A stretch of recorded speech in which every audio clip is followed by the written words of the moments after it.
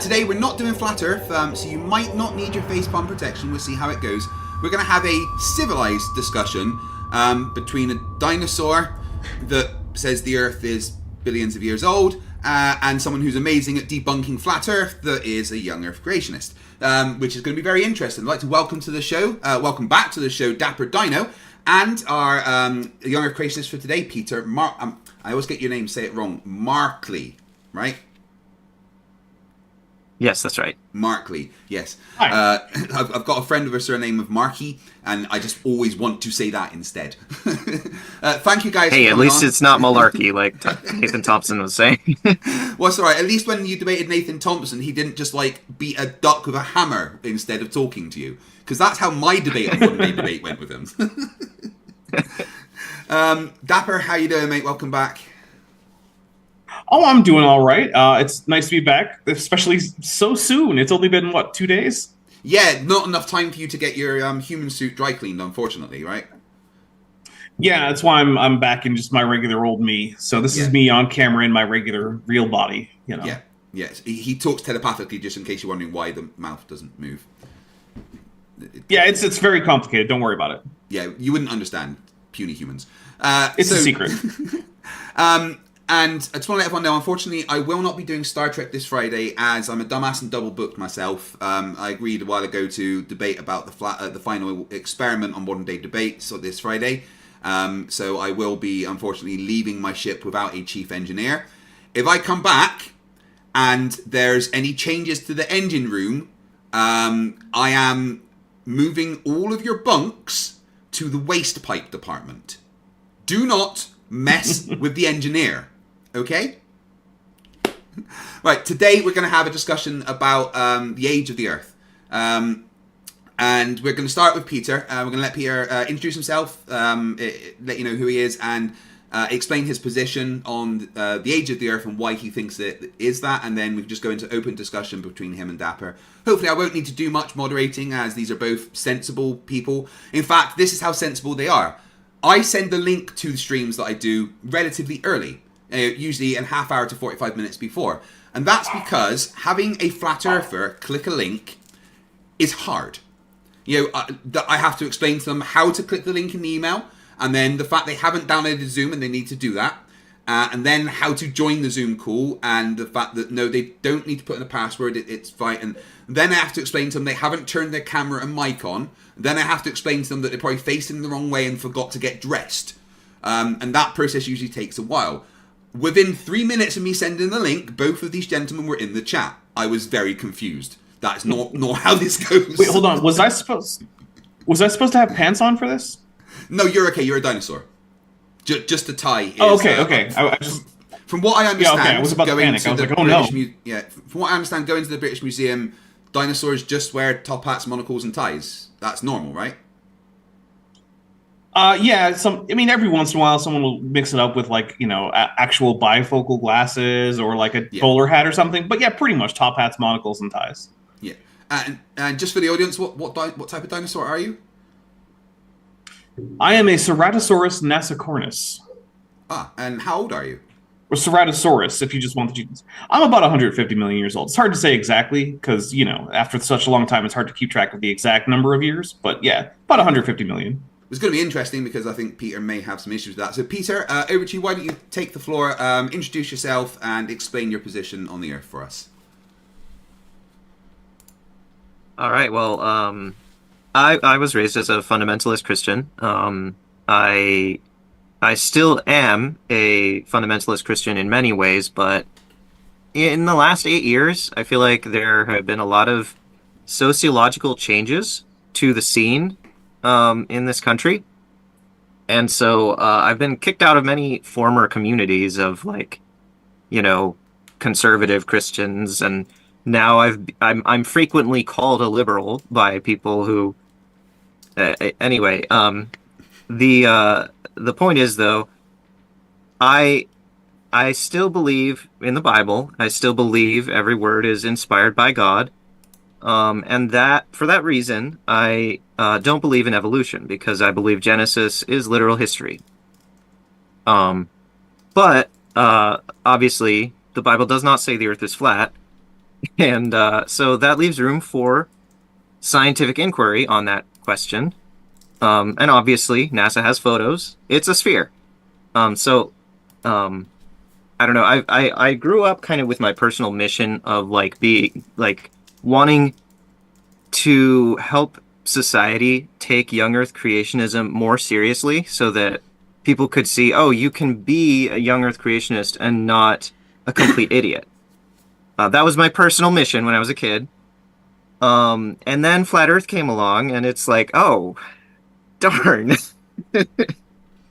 That just kind of made a big setback in that mission. And so I'm basically on a indefinite side quest of trying to put out that fire, trying to help society, well, trying to help flat earthers stop being flat earthers. I don't know. I'm kind of losing track of what I'm saying here. So I don't have a lot of scientific reasons for my position on the age of the Earth. I used to be more up on that, like when I was a kid, like kind of in more, I guess, like fight mode on it. But obviously, the main reason that I believe in a young Earth is because of the Bible. And because I believe the Bible is a relevant source on that topic, because this is the past that we're talking about. We can't go into space and take a photograph of the origin of life.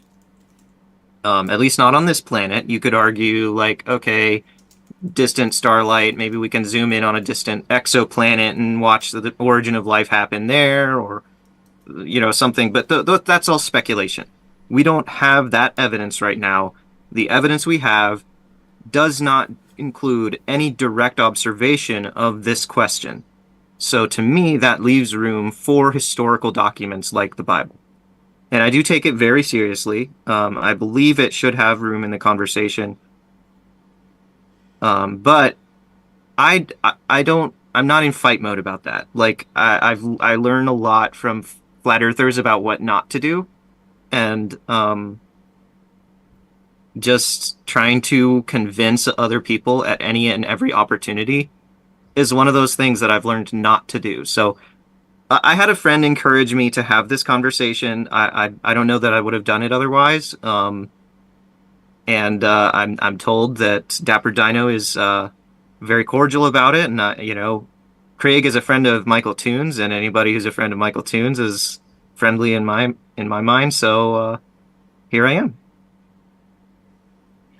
Well, cool. Thank you. First, I have to say, I don't know what you've been told. I'm actually a raging asshole, and we're going to talk about all this. No, I'm kidding. I'll be nice, I promise.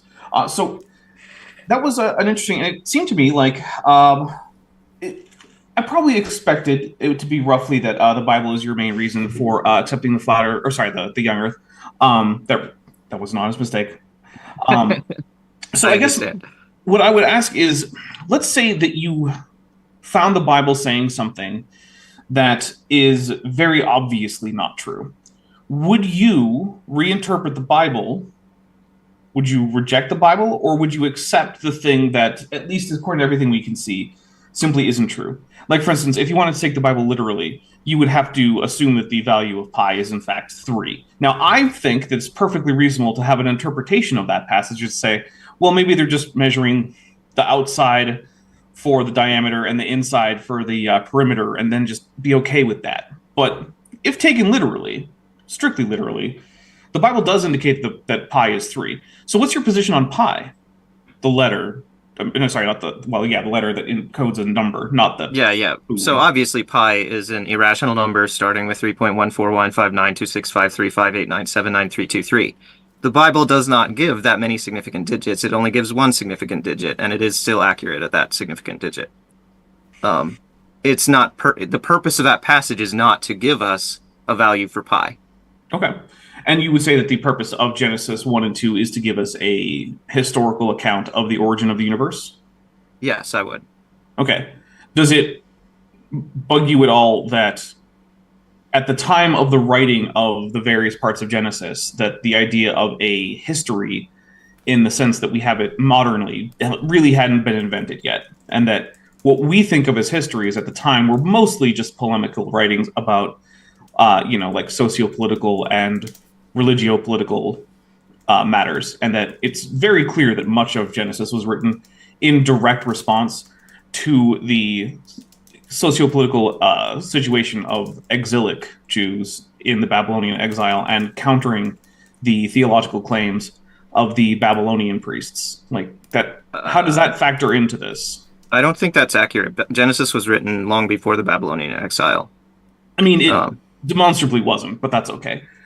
So I guess what it really comes down to is what takes priority. Does physical reality take priority, or does a text take priority? My contention is always that any text which exists within physical reality must cede priority to that physical reality because it depends on that physical reality to exist in the first place. So, for instance, if there were no universe, or there were a universe that did not have consistent rules, then we would have no reason to think that the Bible could possibly exist. Since the universe does exist and seems to have reasonably consistent rules, and the Bible exists within it, then this measure by which we must decide what's true and not can't primarily be the Bible. It has to be reality. Would you disagree there? No, obviously, reality is, by definition, what's real. So the Bible is a document that records certain realities that we cannot directly observe. Okay. And I'm sorry, go ahead. Oh, it references certain realities we can find evidence for archaeologically and historically, but it also references some we cannot, and I believe it passes the test of credibility on those topics. On the topics for which we found positive evidence? Well, for all topics it addresses, but I was referring specifically to the ones that we cannot find evidence for directly. Okay. So, yeah. So what that says to me is that since you would say that physical reality is prior to the Bible, and that if some physical reality contradicted at least your interpretation, that we should favor the evidence of physical reality, right? Because I want to make sure that because if it's just, I will believe my interpretation of the Bible literally no matter the evidence, then there isn't much point in having the discussion, right? Because there's nothing I could present that would constitute evidence. So is that the position you're in vis-a-vis your interpretation of the Bible? I'm sorry, I lost track of exactly what you're... No, no worries. So if you were to find physical evidence that contradicted your interpretation of the Bible, at least, would that cause you to reject the physical evidence? Or would it that would call... If it was undeniable physical evidence, it would call into question my interpretation. Because I think it's... And we do this with any text that we respect. The way to be most fair to a text is to find the most plausible, or the interpretation that agrees the best with all of the other information that we have. So if our friend texts us but has a typo in their text message and we have to figure out or uses a word that's ambiguous, let's say,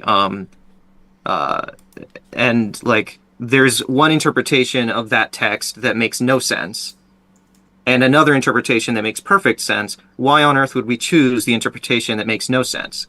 And I think the same is true of the Bible. If we find undeniable physical reality that contradicts our interpretation of the Bible, but there's another interpretation we can find that makes good sense with that reality, then obviously the most fair choice is to assume the Bible author meant the thing that makes sense.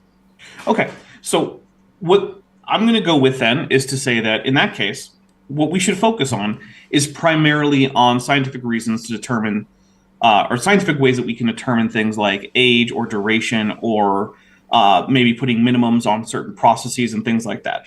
Because if it is true that you are willing to change your interpretation of the Bible in the face of evidence that contradicts your previous interpretation, then we don't have to worry too much about the exact text of the Bible because you're willing to reinterpret it, and I'm perfectly happy to let you do that. So What I would say then, I will try to caution you that it's not that simple, and I don't know that it makes sense to have, like, it sounds like you have a lot of ambition for this conversation just from the tone, and maybe I'm wrong, but like, I don't expect to have my mind changed in this conversation. I don't expect you to. I'm just wanting to get to a point where we know what we can discuss that is relevant. Because to me, the exact text of, say, Genesis 1 or 2 is not terribly relevant, given that there are scientific aspects to this question. I do wish, though, we had lingered just a moment longer when you said that it's demonstrably not true that Genesis was written long before the Babylonian exile, because I think there is more to talk about there. Well, I mean, if you wanted to have a when was Genesis written discussion, we could probably set that up. I don't know if Craig would want to host it. It seems a little pretty far off topic for him, but maybe he would. I don't know. That does seem like it would be a different discussion. Yeah, so, I guess you're right. I just lost my train of thought. Okay, so Age of the Earth. So the first thing I want to say is, what do you mean by a direct observation? Because to me, all observations and all measurements are indirect to some degree. I do not have access to primary reality unfiltered by things like my senses and the way that my brain interprets them. So what to you is a direct measurement so that we can try to get past that? Because I do think that we can measure the age of the Earth. Yeah, and I suppose that one of the strongest evidences is in the category of like radiometric dating, and I will be honest, that is one of the definite weak points in my view. I feel like there are reasons to think it's less reliable than the scientific community. I don't want to talk about a particular measurement technique right now. I just want to understand what you mean by direct, right? So like, if I take out a tape measure and I measure the length of my desk, is that a direct measurement? I would say so, yes. Okay. If instead I take out, say, a theodolite, and I try to use triangulation to measure the width of my desk, is that a direct measurement? I think I see where you're headed with this, and I think the answer to your larger point here is that yes, the term direct in this case is a little bit subjective. There's perhaps a spectrum, or so let's just go with measurement then, and we can talk about whether or not we think the measurement is particularly valid.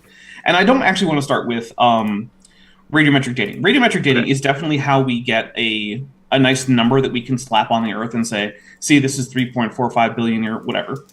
But one thing to note is that well before radiometric dating, the idea that the Earth was much older than, say, the 6,000 to 10,000 years that most young Earthers think it is, which is, I'm assuming you're somewhere in that range? Yes. Okay.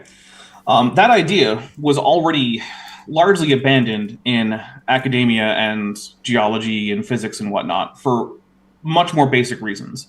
Reasons like just the amount of time it would take for the Earth to look like it does now is too long because of physics.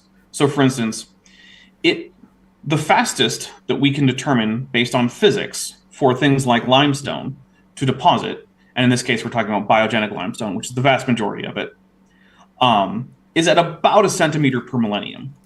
And we have multiple layers of limestone that formed at different times, because they're not the same layer, they're at different parts of the geological column, that are themselves hundreds of meters thick, which means that just the limestone on Earth to form, under ideal conditions, which means warm, calm water that's slightly but not too acidic, so flood right out, any kind of stormy environment, not going to be the maximum deposition rate, any kind of cold water, not maximum deposition rate. So all those things will push the deposition rate to be longer.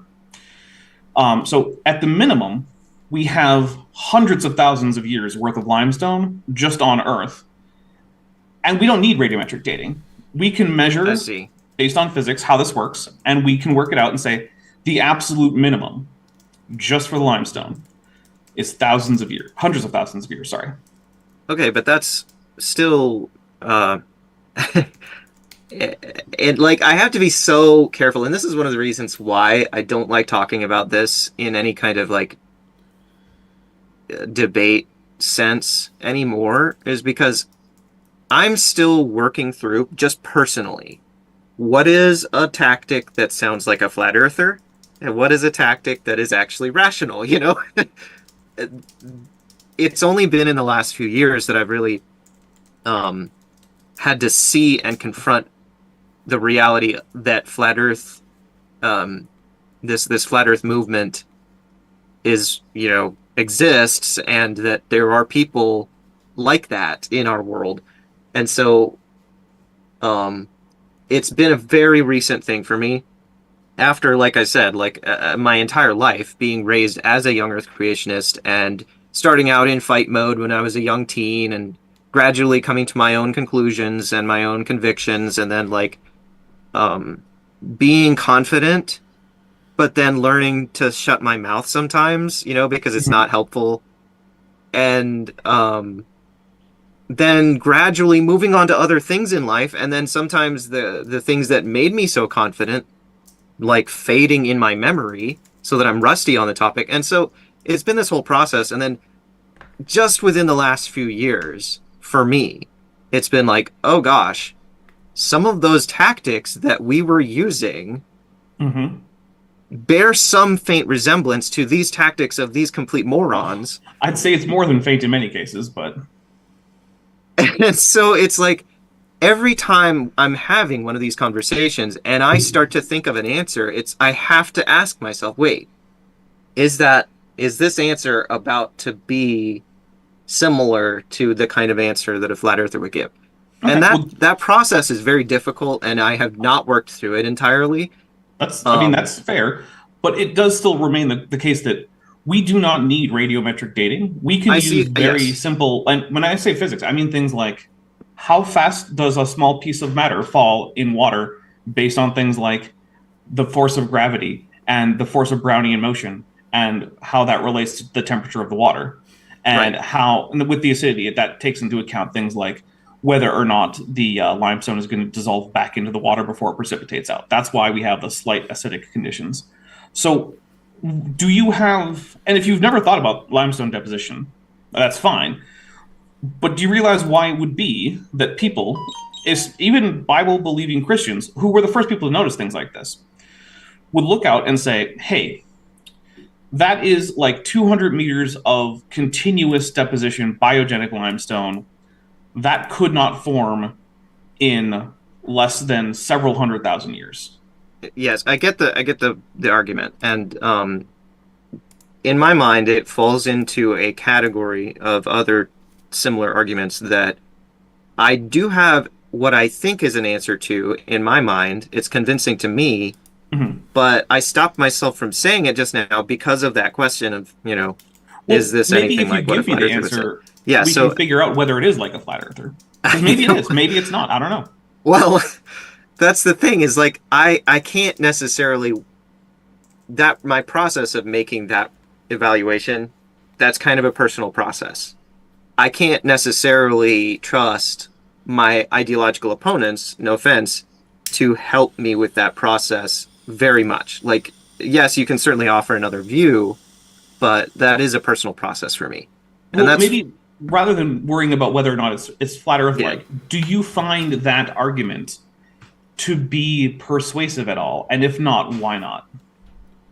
I don't find it very persuasive, and the reason is, and this goes back to one of the main talking points I've had since I was a kid, that there are certain assumptions that we have to make when we either make that argument or reject that argument. Like, everyone has certain starting assumptions, no matter what. There's no way to avoid that in their worldview. And so one of the starting assumptions that I see in that argument is this process that we observe today and all the factors that go into how that process works today and how long it takes today applies throughout all of time. There are no other factors that we cannot observe today that could have been in effect at some earlier time.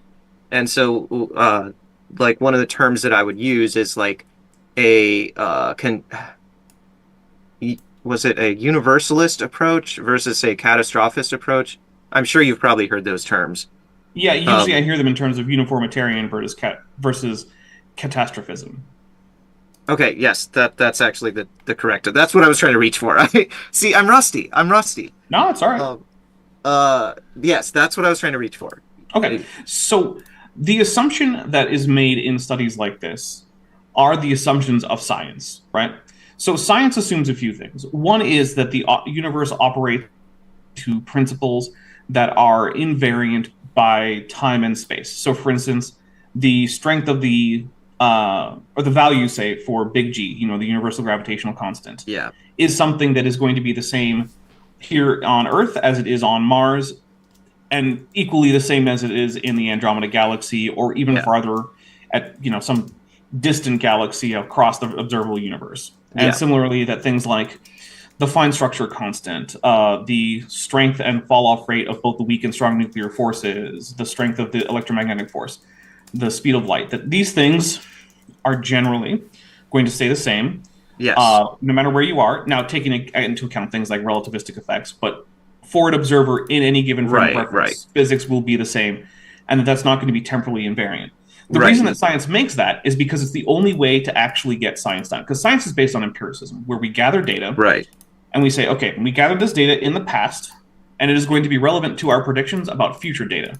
The only way for that to logically follow is if the principles according to which the universe operates are time invariant and location invariant. So in order to come up with a counter, you can't simply say, well, you're assuming that the rate is going to be invariant across time, because that's not what's assumed. In fact, what was found is the maximum rate given what we know about physics and chemistry.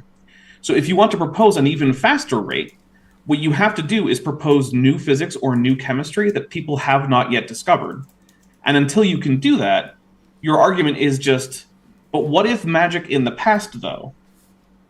Which you can make as an argument, but you can see why that's not going to be slow down a little bit. Argument. Slow down a little bit, because it doesn't have to be magic. Just because we haven't discovered it doesn't mean it wouldn't be scientific and physical. Right, but you can't just make up any possible, what if, and then go on an indefinite rant of possible things, like what if fairies came and pushed the limestone down? What if there's a brand new limestone element that has a new place on the periodic table that then later decayed into what we think of as limestone? What if the force of gravity were different? What if water suddenly had a weird instance back in the past where it just didn't have the viscosity it has now? What if Brownian motion ceased? Right. These are the kinds of things that I'm not proposing any variance in the fundamentals of physics, I don't think.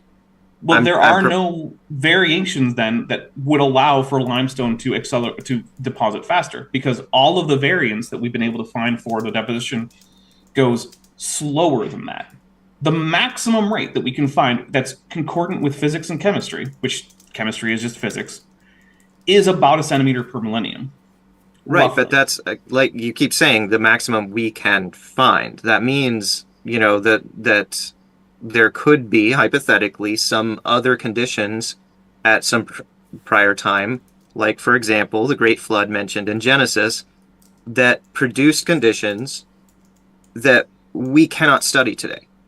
But we can, because we know what floods are. Floods are turbulent events in which water is where it normally isn't, and we know how water works. And while we don't have a perfect handle on things like turbulent flow and things like that, we do know the effect of turbulence on things like the deposition of sediment, because we can see turbulent flow producing sediment. And what it tends to do is produce a graded bedding in which the largest and heaviest sediments go towards the bottom, and then the sediments get smaller and lighter as you go up. But that's not what limestone is. And so a flood prohibits limestone formation for the duration of the flood.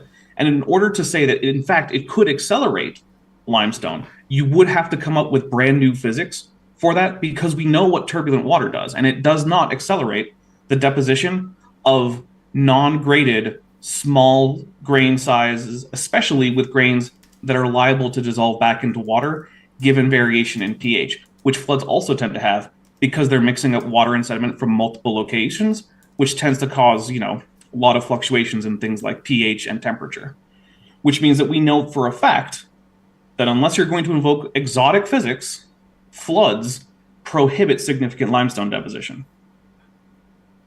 Well, and here's where I'll just have to say I don't have an answer. I don't know Um, I personally think that you're underselling a little bit the foreignness of the conditions that are described in Genesis, but obviously that's something of a hypothetical, Well, I don't think perhaps a I rescuing am. device for me or whatever. But I don't think I am, and let me tell you why. So this is connected to radio isotope dating, but it's not exactly the same thing.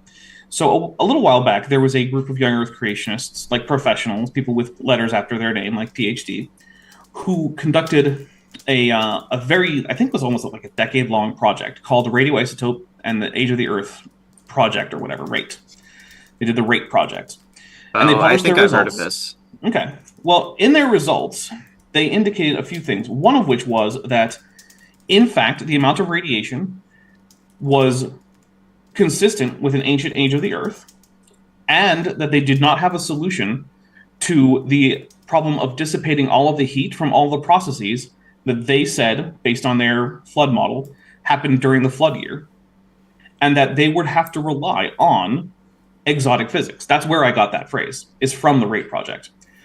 What Okay. exotic physics means is just new physics that no one has ever thought of and that violate our current understanding of physics. Right. So the conclusion of the RATE project was, we need magic, or the Earth looks old. And so when a whole bunch of people who not only have degrees in this subject, but who also are strongly motivated to find any reason that the science could point towards a young Earth, come back and basically admit defeat sans magic, I feel pretty confident in saying that, yeah, all of the actual scientific evidence points towards an old Earth. And I don't get that necessarily. Well, I don't only get that from, conventional scientists. I get that from the top names in young Earth creationism, because that's the conclusion they were forced into. Yeah. I have to concede that what you're saying does have weight. I don't really have an answer. Well, it I seems hope like, that's not disappointing. I mean, I don't know if it's disappointing or not because I don't know what my expectations are. Okay. So yeah, don't worry too much about disappointing me because I don't actually know what my expectations are or if I have any. So It's quite hard to disappoint a but 150 million year old dinosaur, to be fair. So right, yeah, there is that. So where that leaves me is it seems like you're in a situation in which you know that there is evidence that seems to run counter to your conclusion about what Genesis 1 and 2, and also getting into like we'll just say 1 through 11, right? Because that's the whole primeval history from Genesis, right? After that, Yeah. that's the end of the Noah story. Then we get into the Patriarchal history. Yeah. Yeah, okay. So it seems to me like there is sufficient evidence to call into question your interpretation of the primeval history from Genesis. And if I'm right about that, is that something that you would then go ahead and like come up with an alternative? Because I will say the majority of Christians belong to ecclesial bodies or denominations that do not have opposition to the ancient age of the earth or common ancestry or evolution broadly as part of their like required beliefs or even encouraged beliefs. Yeah. Yeah, I acknowledge that. And of course, I have friends like that. Michael Toon is one of them. I respect that a lot. I don't think that seems plausible to me, certainly not from my vantage point currently, because, and I kind of want to give you like an analogy, and I'm trying to think up the analogy like right now, so this might come off a little wonky, but let's say you do business with some institution and they tell you that they give you an invoice or a bill for money that you owe to them. Mm-hmm. Let's say it's $1,000. Maybe it's a medical bill or something. Maybe that's a US thing. But anyway, It's all right. I live in the US. I get it. yeah. So like then let's say you're walking out of that building where you just got that bill, and someone on the street flags you down, runs to catch up to you and says, wait a minute. you just got duped. You don't actually owe that money to them. Okay. The reason I'm like describing this is because I'm trying to make a point about information sources, right? So like, Okay. to me, the Bible and my interpretation of the Bible weighs very, very heavily on the specific topic of the origins of life and the beginning of history. So science can weigh in like with opinions or, helpful data. But to me, science is like on that topic specifically, science is the guest in the room. There is no authority that science has over that topic. It can offer data, and that data is worth analyzing, but ultimately the overriding authority, to me, is Scripture. And I know that people will disagree with that. That's fine. That's just where I am personally. So, like, the information you're offering, it's definitely noteworthy. It just doesn't have the weight to me that I think it has for you, and probably for. I went into this with the understanding that for you, we had established that if the physical evidence counter-indicated your interpretation, that would be a problem for your interpretation and not for the physical evidence, and you now seem to have reversed course on that. No, I think I was careful when you were asking that question to say undeniable physical evidence. Which maybe I misunderstood your question, but I think So maybe I missed that word. I don't know. Maybe I was optimistically interpreting it to be more in line with what I'm thinking. It doesn't matter. I believe there is a great strength to my interpretation of Genesis. I can't definitively rule out that my interpretation is wrong, but I think there's a great strength to it that doesn't warrant challenge from the information you've offered. Okay. I want to be not mean, but blunt. Okay. Your interpretation of Genesis leads to an account of the history of the Earth that is absolutely precluded physically by both literal and metaphorical mountains of evidence. And it is at least as unlikely to be true as the flat Earth that you debunk. There is no physical possibility that is open to us in which the Earth is 6,000 years old, unless God is a liar. That is the only option, because everything about the Earth, every last thing about it, is only concordant with a billions of years old, or at the very least, millions of years old history. There is no possibility. So whatever it is we talk about, whether it be things like cosmic ray exposure, whether it be radiometric dating, deposition rates, the fossil record, just the geological column overall, all of these things produce preclusions to young Earth creationism. Young Earth creationism would require our fundamental understanding of physics, cosmology, astronomy, optics, geology, chemistry, biology, to all be fundamentally wrong on a level similar to the flat Earth. Young Earth creationism requires that we not understand the strong nuclear force and the weak nuclear force, and that we not understand what the weak nuclear force even is. It also requires that the way that water operates under the conditions of just the laws of physics be wildly different. It requires that the first law of thermodynamics be bullshit. It requires that light doesn't actually travel at the speed of light in a vacuum. I don't know about that. Well, then distant starlight is going to be a problem for you. No, because I believe that's just phenomenological language in Genesis. I don't think that's a problem. So you are a young earther but old universer? I don't see a problem with the edges of the universe being that we observe. See, the semantics are so much of a barrier here when we talk about the edges of the universe or the age of the universe.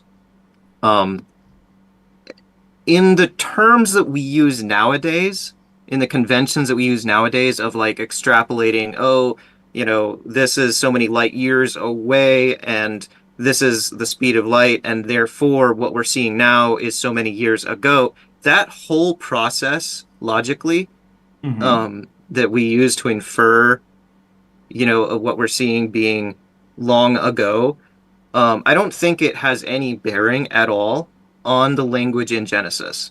So, to me, using that logic, as far as we know, the apocalypse and the end of the world has already happened at the edges of the universe. And it's just, coming inward toward us perhaps at the speed of light. We don't know. Let's say that there is a galaxy that is 5 million light years away. And did that light actually travel for 5 million years to get to Earth? Define 5 million years. Okay, so the second is an SI unit, which is defined by, I believe it's the wavelength of some atom. We'll just accept that definition. Cesium. And then 1 minute is 60 of those. Cesium, okay. 1 minute is 60 of those. 1 hour is 60 of those. 1 day is 25 of those. 1 year is 365.245 of those. And then, if you multiply that number of seconds by 5 million, that's what I mean by 5 million years. Okay, but that's all at the Earth's rest frame? No. I'm saying, did that light travel for that period of time? Well, the light itself doesn't necessarily experience time the same way that we would. So you have to be referring to an observer on Earth, right? Let's say you're an observer. Was there a galaxy 5 million light years away to be an observer in when that light was emitted? Okay. And then that observer would have to wait 5 million years for it to get to Earth. Was that a thing that there could have been an observer in? Not that there was. Was there a galaxy that existed? Yeah. Okay. Yeah, well, then in that case, I would say that you think the universe is old. Okay, sure. Okay. I think it's a semantics thing, given special relativity or general relativity. I don't think that it's an issue. I mean, for we could Genesis, get into like, four-dimensional world lines and talking about distances in space-time. If you would like to do that, I would rather not, because I don't really want to do four-dimensional vector math. I do that for my job. Also, it's probably my education on it might be a barrier for us to go there, but okay, so we can be okay with the old Earth. So fair enough. I will. You mean old universe? Yeah, I'm sorry, old universe. I will retract that your position requires that that light not travel at the speed of light in a vacuum, but it still requires virtually everything else that we know about physics, including many of the fundamental laws of nature, like things like fundamental constants in quantum mechanics, the strength of fundamental forces, to be altered or to simply be inconsistent. And at that point, we can't do science. Because remember, if we're going to do science at all, we have to start with the assumption that the ways in which the universe operate are going to be consistent. And the entire endeavor of scientific creationism is to say that, in fact, the primeval history in Genesis is compatible with science. Yes. So how do we do that? Because I've picked limestone as my first example. Mm-hmm. And basically the response was, well, maybe things were different in the past. And when I pointed out that this is based on very fundamental aspects of physics, like the viscosity of water, how Brownian motion works, how gravity works, how chemistry works, you basically said, well, maybe there's just something else. And to me, that just says, well, maybe physics was different in the past, which takes us outside the realm of science, which means that it's not actually true that you would ever accept physical evidence over your interpretation of the Bible, because if you're willing to change physics, then it's literally impossible for physical evidence to overcome that amount of willingness to disregard science, which I will point out is in fact pretty flat earthery. Yeah, I'm sure that it seems that way to you, and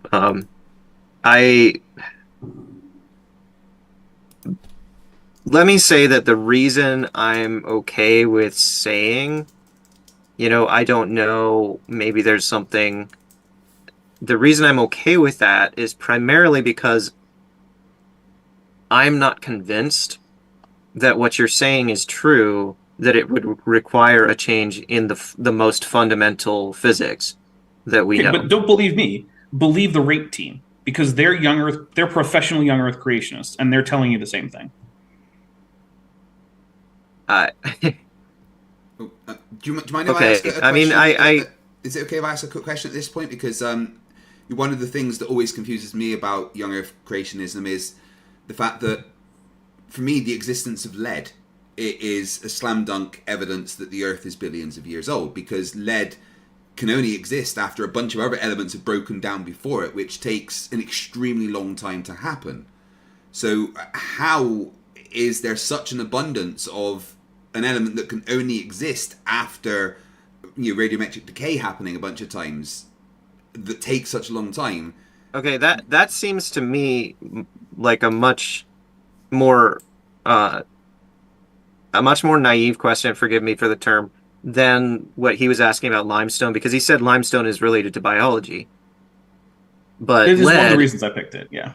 Yeah, lead is simply an element, so there's nothing about it that implies some forensic meaning, like this only could exist by this process. The creationist contention is that everything about the very beginning of the world was a miracle of God. So why on earth would it be a problem for creationism that there's too much lead? God could have just made some of it at the beginning. Well, that's not a problem to me at all. Could you possibly define miracle for me, and what that actually means in the sense of creating the world?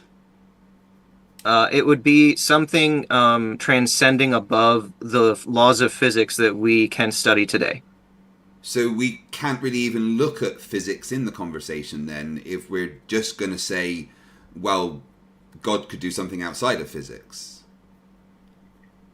Well, this is such a, and this is where the conversation would always go when I was a teenager, and this is why I felt so strong in my convictions, without necessarily knowing all the details that Dapper Dino's prying into, because it always ended up seeming to me like a question of philosophy. What is it?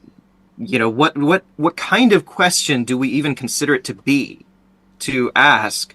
How did the universe begin? Like, is that a scientific question? Is it a physics question? Is it a theology question? Is it a religious question?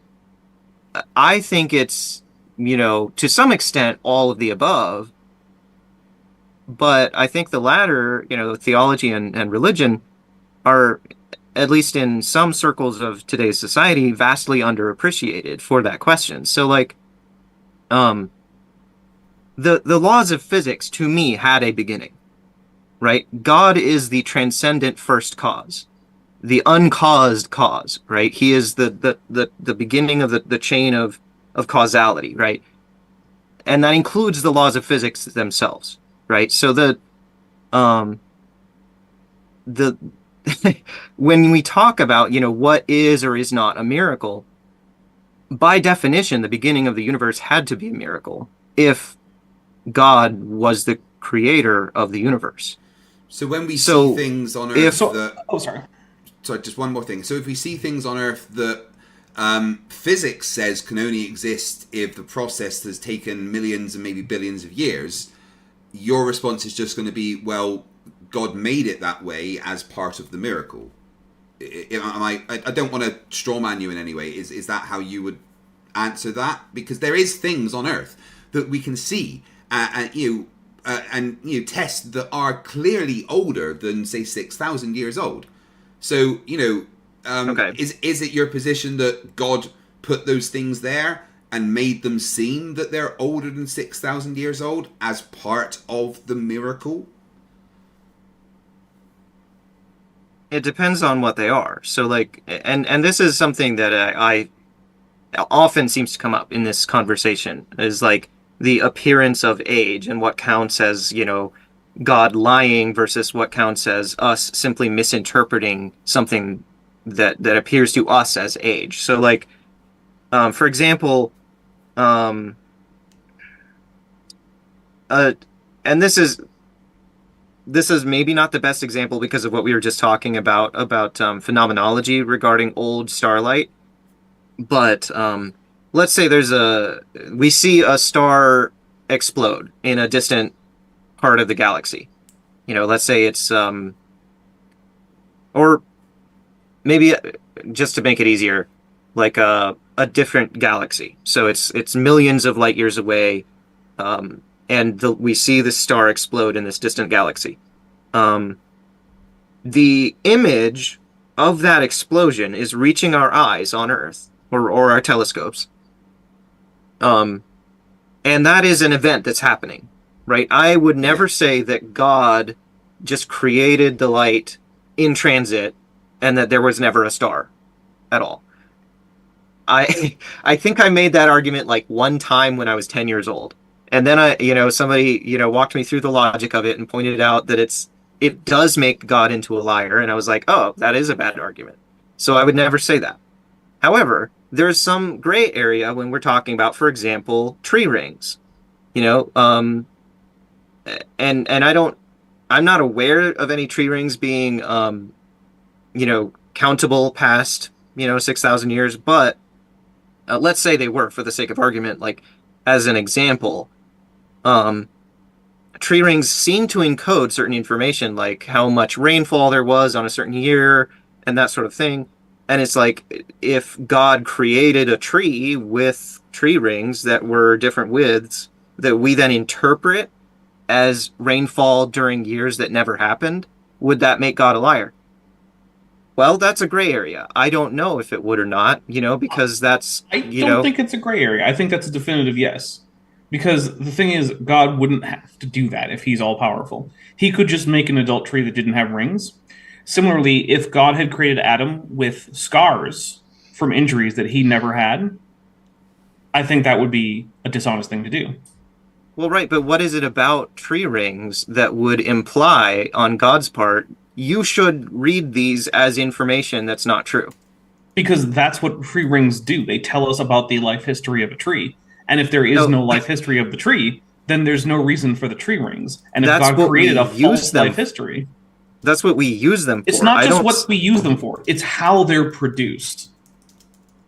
The fact that humans use them that way is a byproduct of the fact that that's what they are. Tree rings are what happens when trees undergo periods of growth and stasis on the basis of the environment around them, which typically happens in annual cycles. Now, it can happen a little bit differently than that, depending on the weather and whatnot. But overall, what happens is during the time when the tree is growing during the year, it starts to produce a new ring.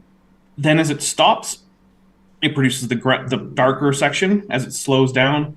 And then the next year it speeds back up and you get a ring. That's how rings are produced. The only reason humans care about them in terms of dating is because they're produced that way.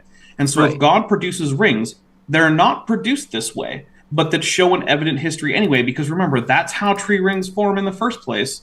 That is God giving a fictional account of the life of that tree. Just like if he wrote a book that had a fictional author that just appeared last Thursday and changed your memory to remember that book always having existed, that's God lying to you.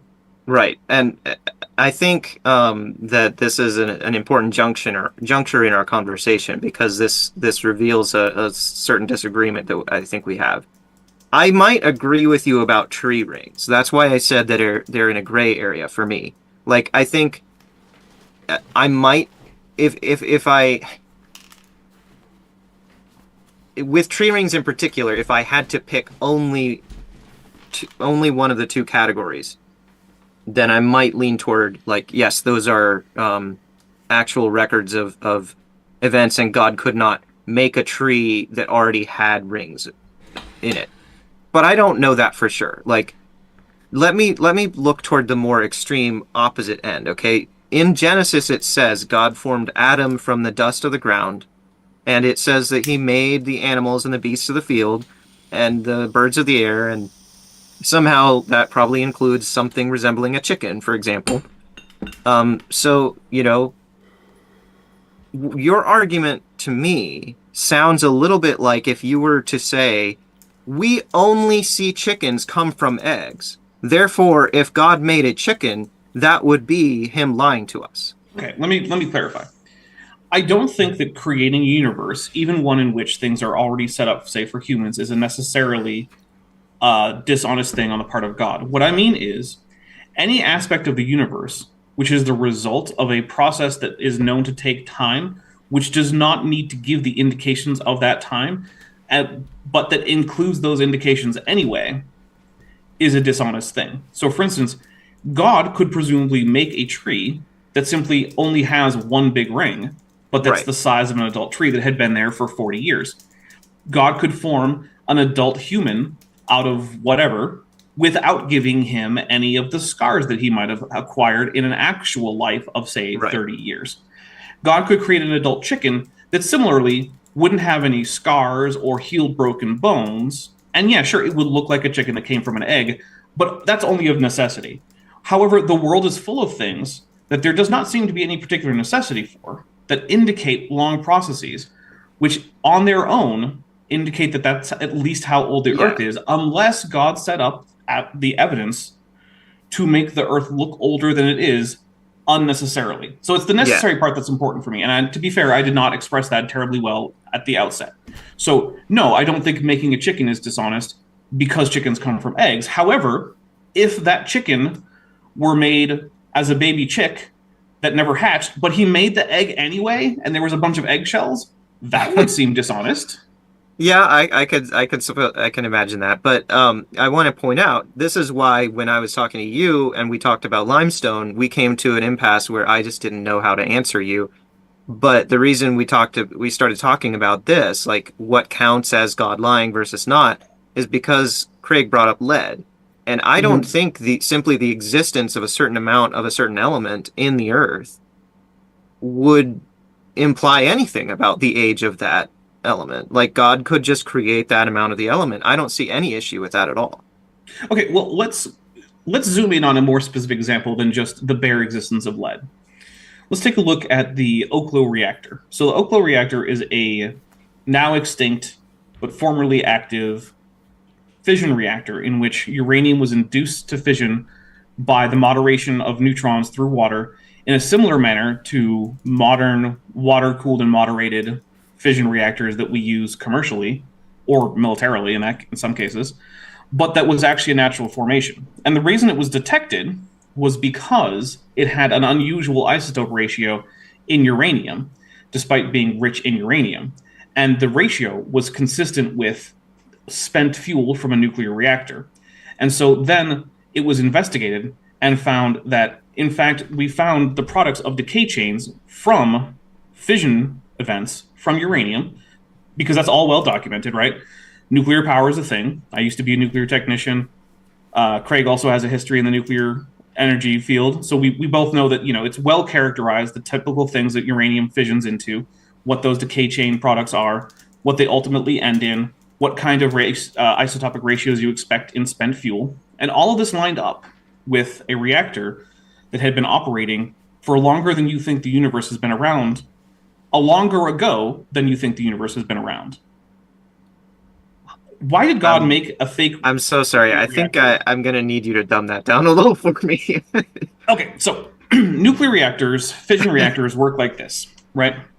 Every once in a while, a uranium atom will split apart, and it will release two or more daughter elements, as well as a few neutrons that go flying around. Right? They call that spontaneous fission, right? Right. Now, those neutrons are flying around at extremely high speed that make them unlikely to interact with other uranium nuclei. But if they interact first with a bit of water, they can lower their energy levels enough that rather than just kind of shooting right through uranium nuclei, instead they get absorbed, transferring that energy, which then destabilizes that particular nucleus, which then is more likely to fission. That's induced fission. Okay. Now, we can tell if a sample of uranium has undergone induced fission because different isotopes of uranium are more or less likely to undergo induced fission based on moderation of water for those neutrons. So you can take a sample of uranium and say, has this undergone induced fission, yes or no? And you can check that by just looking at the isotopic ratios. Okay. When in Oklo, people were digging for fissile uranium, they were hoping to enrich this uranium for use in nuclear fuel, they found it had already been depleted. It had already been used for induced fission. And they said, okay, that doesn't make a whole lot of sense, but let's check the other decay products to see if they're also there. Because we know when uranium fissions, we know what it tends to fission into. We know what those things decay into. We know what the end result of those decay products are. We know what ratios they should be there in. Okay. Because we do this ourselves. And when that was checked, it turned out that yes, this was a naturally occurring fission reactor that, by all indications, had run for longer than 6,000 years. In fact, it had run for millions of years. And it had done so billions of years ago. Why did God place a spent nuclear reactor that gives every indication of having run for longer than he says the universe has existed? Why did he do that? That either seems like that's a very obvious case of God being dishonest, or it is a slam dunk for an old Earth.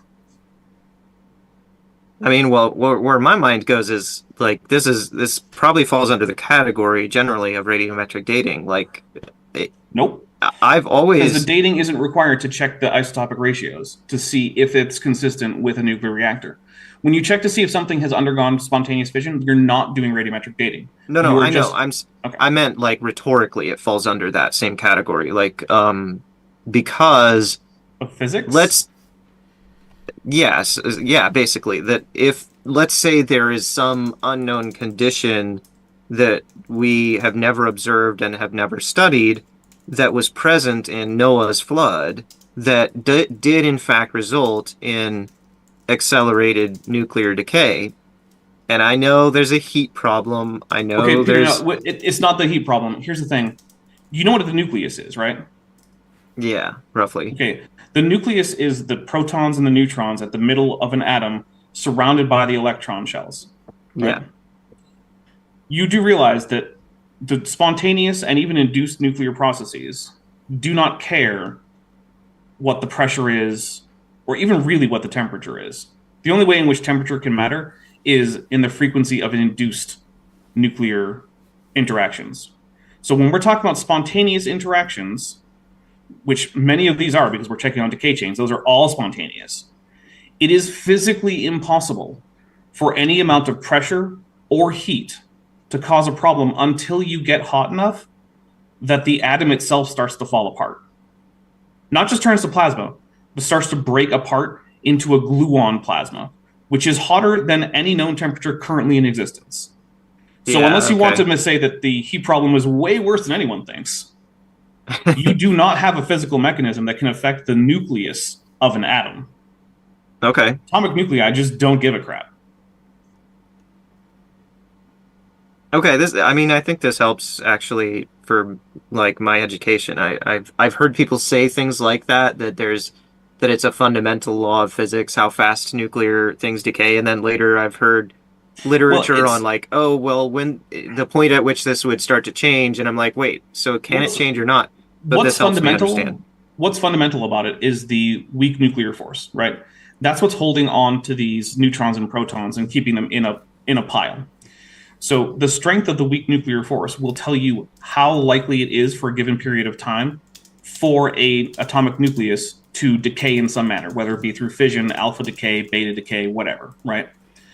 And that is based on that fundamental law of how strong the weak nuclear force is. Yeah. So the only way that you could change the decay rate within the frame of reference of the nucleus, at least, is to change the strength of one of the fundamental forces. And the problem with that is, if you want to accelerate nuclear decay, you have to weaken the strength of the weak nuclear force. But that creates an additional problem. It creates new decay chains. Atoms that were nuclei that were previously stable will no longer be stable. And we would be able to see evidence of these new decay chains. And no one has ever bothered to bring forth such evidence. Yeah. So we know that there's no good reason to think that the strength of the weak nuclear force has changed over time. Especially since, if the rate team had noticed that, I'm sure they would have brought it up. So this is an interesting point in our conversation as well, because we've moved from talking about something biology related to talking about something non-biology related. Mm-hmm. And to me, exegetically, in Genesis, that is a very important difference. Now, obviously, I still have the problems that you brought up earlier about limestone and such. Mm-hmm. But something does come to mind which seems relevant to share when we're talking about something non-biological. I want to point out in Genesis 1, it says, "In the beginning God created the heavens and the earth. The earth was without form and void, and darkness was over the face of the deep, and the Spirit of God was hovering over the face of the waters. And God said, let there be light, etc., etc. And there was evening and there was morning the first day." Creation week begins. Now, verse 1, where it says, "In the beginning God created the heavens and the earth," that, I believe, is something called an introductory encapsulation. That's a summary of all the events it's about to cover again in detail. I mean, I would say that you're wrong about that, but I'm not sure why it matters. Well, okay, let me get on with what I was saying. But there is a lot of room here for possible interpretation of millions of years where there is no life on Earth, but geology processes might might go on. Like, so why don't you take at least that position? I have no problem with that position. So then why do you consider yourself a young earther?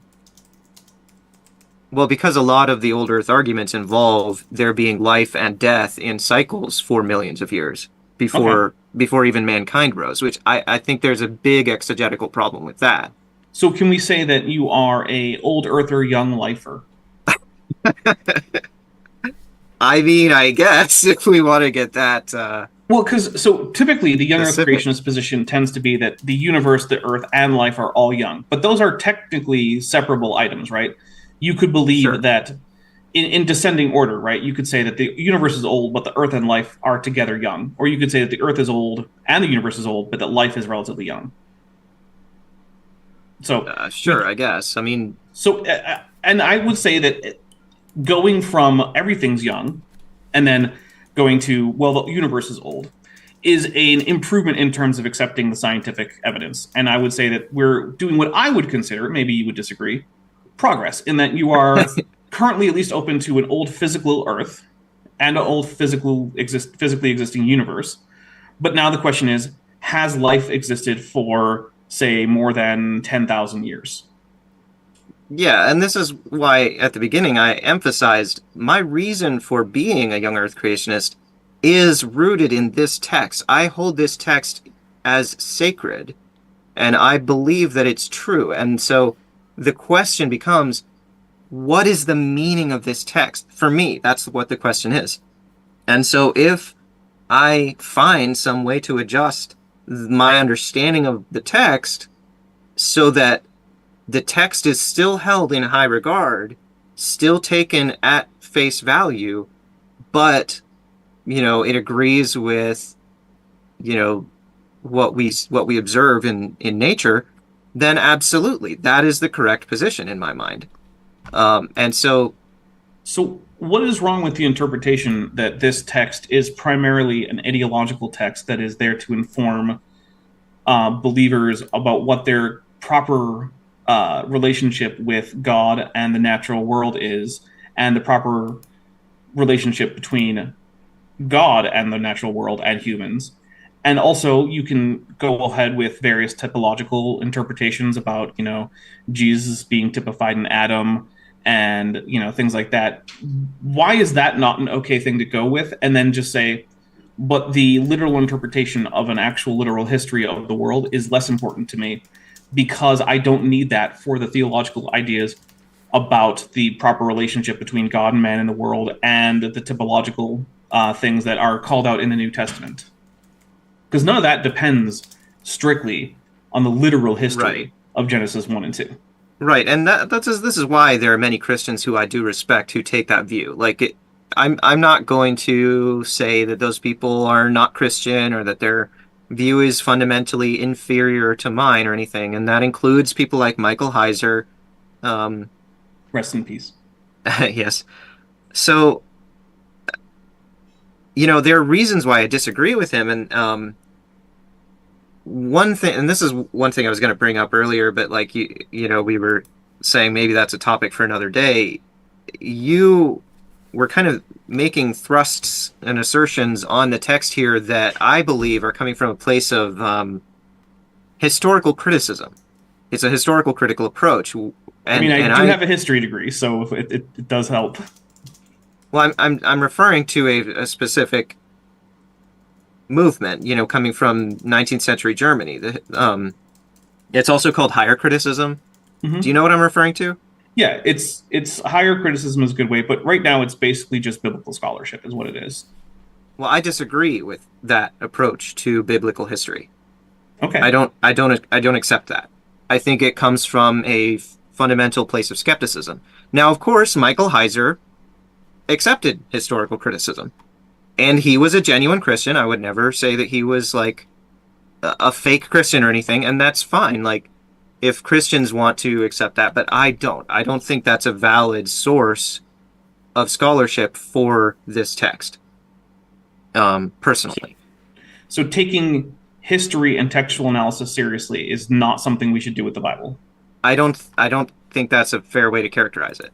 I do, though, because the thing is, everyone who has an alternate take on that, it just comes back to, well, I believe what I believe about the text, and that's incompatible with what we're getting from things like archaeology, textual analysis, and history. Therefore, I reject those things, and I will come up with an alternative explanation, which, while perhaps not impossible, is not supported by the data, but I choose to accept it anyway. And I'm not going to tell you you can't do that. You absolutely can. But what I am going to tell you is that if one of your goals is to be as little like a flat earther as possible, that is not a great way to go about it. Because what that is it is literally just taking a conclusion that you like on the basis of your theology, which you did not derive simply from a sober reading of the universe around you and this particular text. That was something that was handed down to you through a theological tradition. And you've decided that that is going to be more important to me than following the data where they lead. Because I can tell you right now, no one who follows the data where they lead comes out with a Mosaic authorship for Genesis. So that's, I don't think that's taking the text. Guys, we've got about 10 minutes left of open discussion, and then we're going to read some questions, okay? Okay. All right, sorry, Peter. Yeah, we are probably starting to get into the weeds a little bit here anyway, so. Because basically what I'm saying is, it seems like, despite your protestations to otherwise, that what I'm seeing in your rhetoric today really does come down to you have decided that a certain thing is true, and it is less important to you to follow the evidence than to come up with anything that will let you keep believing that, as long as it's not logically impossible. But that's not what science is. And if you want to have a scientific outlook, which you don't have to, but if that's what you do want to do, then you have to follow the evidence to where it most likely leads, rather than clinging to some possibility that you can say, well, look, I've shown that it's not completely impossible that Moses was a guy who wrote Genesis through the dictates of the Holy Spirit to make sure he got it physically accurate, even though the physical evidence on Earth doesn't quite comport with that. I'm okay, because we'll just add in a whole bunch of miracles. All of that is basically just the same thing as someone saying, well, yeah, I know my model doesn't actually account for a midnight sun in Antarctica, but I'm sure I can come up with some excuse. I would not characterize it that way, but I know, but that's because it's your bias. That's the reason. That everyone, I'm not going to say everyone, but the chat is noticing that that is in fact your bias, and that yes, you are in fact acting like a flat earther when it comes to this topic. Yeah, I suppose that was the inevitable conclusion of this conversation. Possibly. I hope I wasn't too mean about getting there, though. No, you're fine. Thank you. So do you see why it is that everyone, and I mean, by everyone, I'm being a bit hyperbolic, but do you see why it is that the general consensus seems to be that you are, in fact, giving the same kinds of arguments that flat earthers give, just about a different topic? Yeah. Okay. And also, I agree with the flat earthers that the Bible, at least in the Old Testament, does, in fact, strongly imply that the earth is flat. Well, of course, because historical criticism would lead you there, just like it did with Michael Heiser. However, I do want to point out that is still a non-robothemist flat model.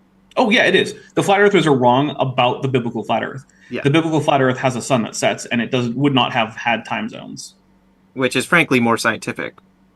Yeah, it's as long as you don't travel too widely and don't have a way Right. to check time in an objective manner that doesn't rely on just your subjective senses. Yeah, it would be virtually impossible for someone who never really left, like, the few miles surrounding their Near Yeah. Eastern Iron Age village to distinguish between the flat Earth and the round Earth. Because, like, even a couple Right. of days ago, when I was talking to Craig about how easy it is to show that the Earth is round, my example was call someone in a different time zone. You can't do that in the Iron Age. So I literally did that in my first Flat Earth debunk video. I called two nice. different people, one in the like UK and one in the United Arab Emirates. Oh, And I was very like- nice. So That's one of the countries I've been to. I had fun there. I feel like I don't need to go back. I bet if you guys both look out your windows right now, it's light, isn't it? Or just getting dark? Yeah, it is light here. It'll be dark here in about, I think, a couple hours. Yeah, it's been dark here for about 6 hours. Yeah. Yep. And so I'll grant you, like, I don't blame the biblical authors for having a flat Earth worldview. Like, I think that is the reasonable conclusion for them to come to. I just think that when people say that that is not the conclusion that they came to, and that they didn't indicate that in the text, I think they're wrong about that. And the only arguments I've seen to counter that come down to, well, I don't know much Hebrew, but these translators translated it in a way that's compatible with the globe, which to me isn't much of an argument. I mean, I don't think the text argues for a globe either. I don't think it argues for a globe. I think it assumes a globe. Wait, do you mean flat? Sorry, a flat Earth. Sorry, I don't think it argues for the shape of the Earth. I think it assumes a flat Earth. Right, sorry, right. I misspoke. So what I was saying is I don't see any text that specifies that it's a globe. Some people try to shoehorn that in, and I don't see it. So, all right. But yeah, I would say that maybe this is a topic to dive into. Start with the universe, right? Like, are you okay with an old universe? If that's okay, then okay, move on to the physical Earth, and then if you come to a conclusion about the physical Earth being old, then you can move into biology. And if at some point you have hang-ups where you're not sure what's going on, you can always reach out. I'm around. I might want to have some conversations publicly, just, so I have content, but still, because I do think that if you decide to, like you did with the shape of the Earth, rather than simply accept a particular position because it is the easy position to come to on the basis of a text, if instead you decide that you're willing to set aside the easiest interpretation of that text and look at the physical evidence and accept that scientific principles are generally valid, because, I mean, they continue to work, we're using them to talk right now, then I do think it will be inevitable that you will have to come to the conclusion that the Earth is old, that life is old, and that, yes, there has been death for billions of years, really, and that however much discomfort that might cause you in terms of your theology, you're just going to have to figure that out. But the good news is, if you want to stay a Christian, which I don't particularly care either way, but if you do want to, you can check out Biologos for theistic evolution resources from a particularly Protestant standpoint. And if you are not a Protestant, which seems like you probably are, but if you're not, there are other organizations, like the Catholic Church hasn't been insisting on creationism for a very long time. If you happen to be like Eastern Orthodox, they just don't seem to care very much about the question. I don't think I've ever heard one of them really discuss it much, except a few who have complained about evolution and just said, well, Saint so-and-so said no, which I don't really consider to be much of a discussion, but whatever. Right, I think that's a good point to... No offense, but I don't really... Yeah, I don't really want that advice. I appreciate where it's coming from, but this is gonna have to be my personal. Yeah, I understand that it's a very or whatever. personal journey for you. But that's a good point to stop the back and forth conversation. And I've got to say, guys, that it is nice, it's refreshing, and different to be involved in a conversation where, two people can actually act like adults. In flat Earth debates, even me and Toon can get angry and shouting at because of the people we are dealing with. But because you both seem to be decent, one of you is a human, one of you is a dinosaur from hundreds of millions of years ago. But you're both decent beings, and this was actually an enjoyable conversation to listen to. Before we get into the questions for the from the chat, I just want to say thank you to you both for being here. I'll make sure that both the channels are linked in the description. And Peter, I've got one question for you myself, and that is that you've obviously examined the flat Earth critically, using empirical data and observations and logic, and it clearly leads you to a conclusion that the Earth is a globe. Do you think that if you were to remove the religious aspect of your view of the Earth and just looked at the evidence critically, that you could still be a young Earth creationist, or would you have to, the same way you have with the globe, reach a different the conclusion that science also agrees with? I'm afraid that's something of an unparsable counterfactual for me. You basically said, if you were to have a lobotomy, then what would you think? Like, okay, I can't remove the religious aspect. Removing religious aspect for it is hard. Okay, well, do you just think that I'm sorry, that might be a disappointing answer. I mean, for me, it's I kind of find that hard to understand, because I don't have a religious aspect, so I can look at things outside of that. But yeah. I guess for you, I understand it's so deeply rooted that you wouldn't be able to do that. But okay. To rephrase the question then, do you just think if you use the same logical deductions and the way of looking at things that you do as flat Earth, that young Earth creationism could still hold water? Well, that's honestly why I attack flat Earth. For me, it's coming from my young Earth creationism. And part of the reason I'm so passionate about it is because I find it to be such an ugly, insulting imitation of young Earth creationism. Yeah, even though, as you and Dapper have discussed, sometimes the way that you can discuss it can seem flat Earther-ish, because you have to ignore evidence. For instance, a lot of the discussions are beat down a flat earther and beat them down, and then it will get to, well, God did it, which seems to be the same thing that you will do to some degree. You at the end of it, your answer is, well, it was a miracle, and God made the Earth this way, which it's very similar to the answer that flat earthers will eventually give, and you do see the parallel there, yeah? Well, the thing is, like, in order to grant that there is not just a superficial similarity or a tactical similarity or whatever, but a similarity in substance to my view with flat earthers, in order to recognize that, I have to basically synthesize in my mind what it looks like from your point of view, or for Dapper's point of view. Like, that's not what it looks like from my point of view. I don't see it from my point of view. I can only see it if I take your point of view. Does that make sense? Yeah. I suppose for Dapper and I, we go where the evidence shows. No, regardless of our personal feelings or any religious bias or anything, we just go where the evidence shows.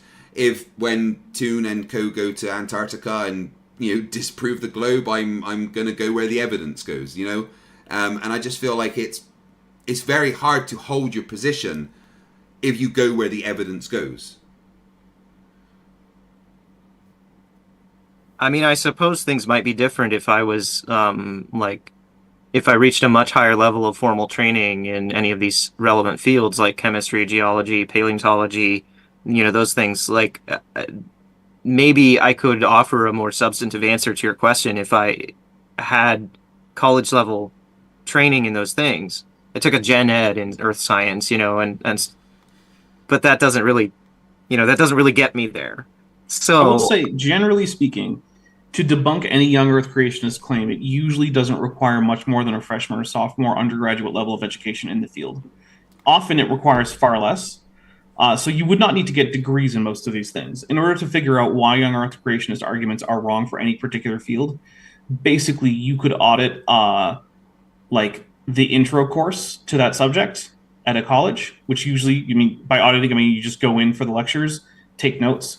You don't take the tests, you don't do the assignments, you don't get a grade, you're not enrolled. You're just there to learn. And usually, if you take just the intro course, that'll be enough to get rid of about 40-ish% of young earth creationist claims. And if you then go on to audit a few more courses, that usually covers basically the rest of them. It is very rare that a young Earth creationist claim that is contrary to science comes about and is not debunkable by a sophomore undergrad in a relevant field. Okay.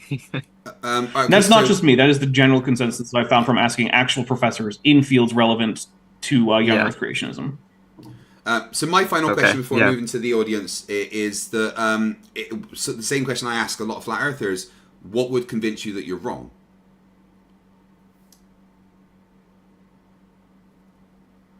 I don't know. That's a problem. Yeah. It's as much a problem when flat earthers say it as it is when you say it. I've never heard a flat earther answer that way, to be honest. I mean, usually they just say nothing. But I don't know, works out to be about the same thing. Because it's trivially easy for me to say what would change my mind for almost anything. Like, you ask me about anything that I happen to think is true, I can very easily tell you what would change my mind about it.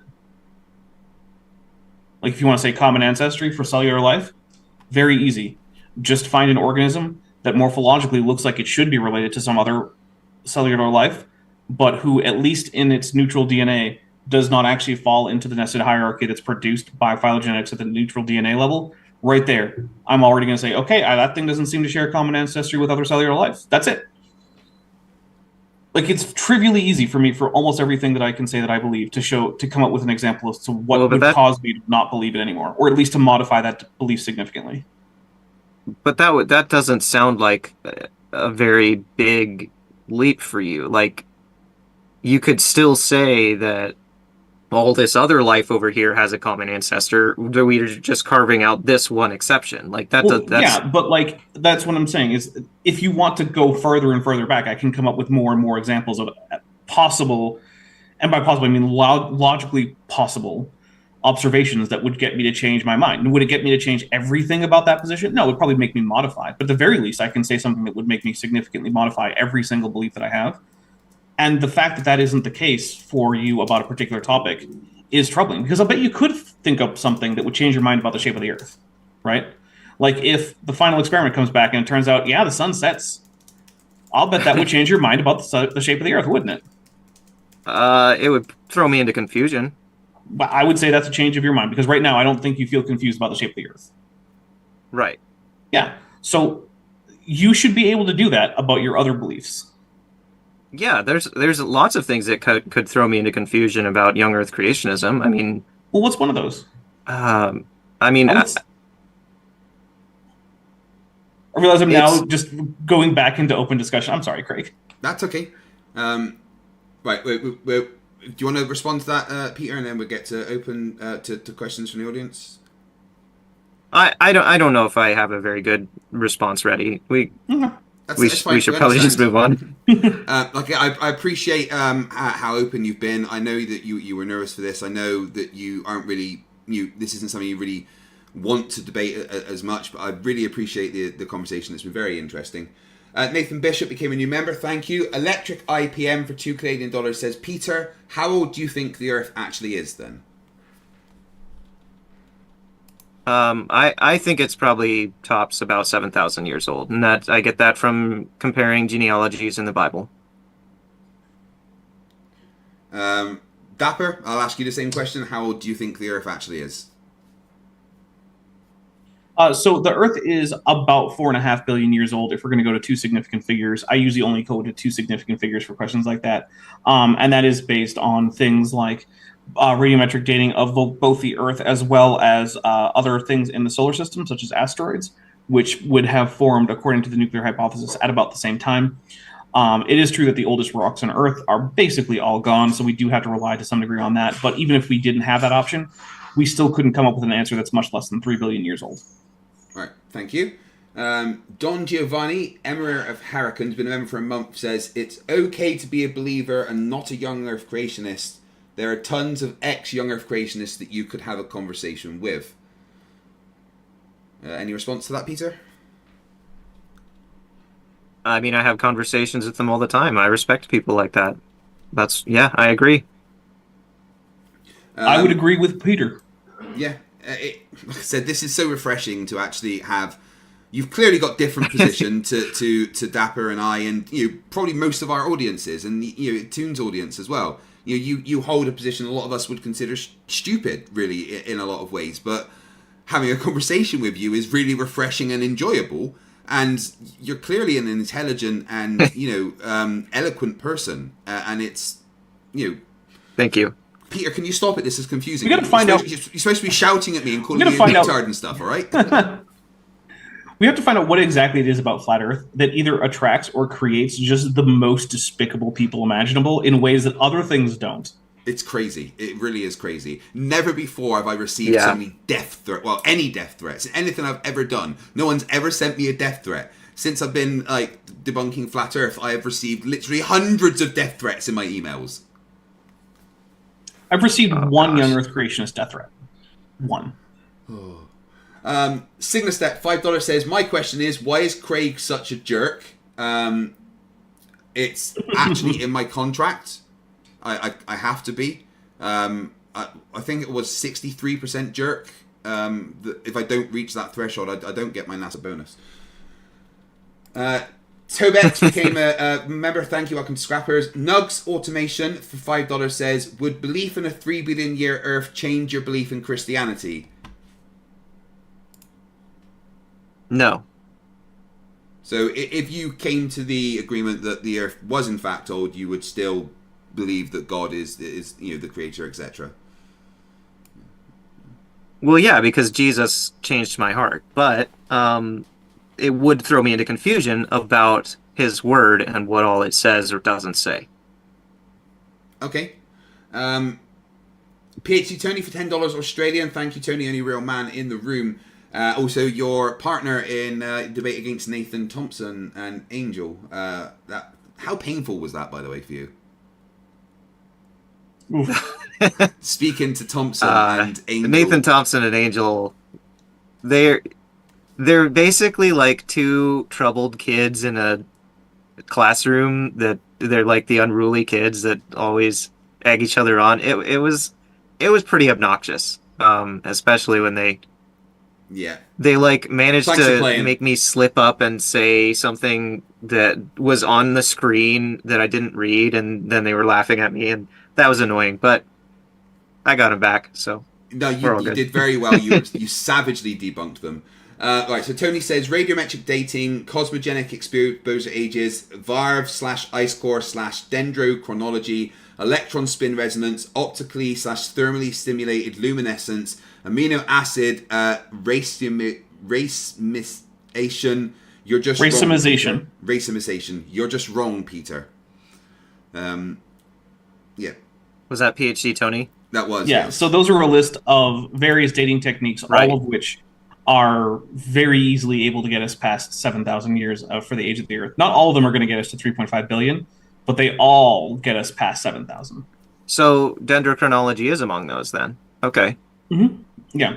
We have dendrochronology records that go back far enough to disprove young Earth creationism, as well as a few different floating ones that, when dated through other techniques, put them significantly older than young Earth creationism would allow for. But because they're floating, we don't have exact calendar dates for them like we do for other dendrochronological records. Okay. Any final thoughts on that one, Peter? It didn't seem to be inviting thoughts, to be honest. I mean, what I would say is perhaps think about why it is that there are multiple dating techniques that are causally independent, that all converge on similar dates for the age of things in the world, which are consistently older than you think the universe, or sorry, than you think at least either Earth is or life on Earth is, despite themselves in many cases being biogenic. Yeah, I don't know. Okay. I think previously, when I was younger, I would have sort of just swept that into a category of like, oh, it's, what was it, universe, shoot, I'm losing the word again. I'm so rusty at this. Versus catastrophism. Uniformitarianism? Yes, thank you. Uniformitarianism. Oh my gosh.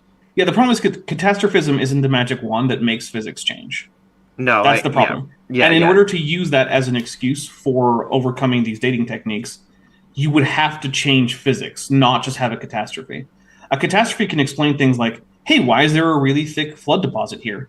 Because of a catastrophe. Or, hey, why is there a really thick lava deposit here? Or an ash deposit? Or evidence of a landslide? What it can't do is tell you, hey, why are there 200,000 years worth of varves in this one formation? Catastrophes can't cover it because varves don't form in catastrophes. They only form in seasonal lakes that have seasonal deposits.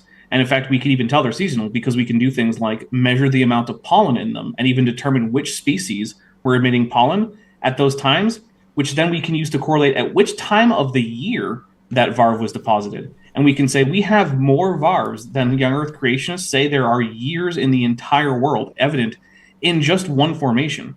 And we have many such formations. And because it involves life, we can't just go back with, well, maybe it's an old Earth but young life.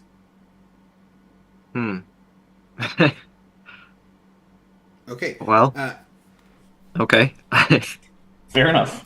Dave D for $5 Australian, they're the upside down ones, says the Bible was an early attempt to establish a form of society and explain the world we lived in. Much has changed since 4,000 years ago. We have evolved. Any thoughts on that, Peter? I mean, that's that. My answer is going to be obvious. Like that seems to be a worldview statement based in their worldview. I don't agree. Why would I agree with that? Okay, no, that's fine. You don't have to agree with their view. I was just wondering on your thoughts on it. Anything to say on that one, Dapper? My only thought is that be careful about attributing a single motive to, quote, the Bible, because remember, the Bible is a collection of texts written by different authors for different purposes. So you can't really say that the Bible was written to establish a society. It was written by people who were already living in a society, and it was written across different periods of time of that society as well as other societies.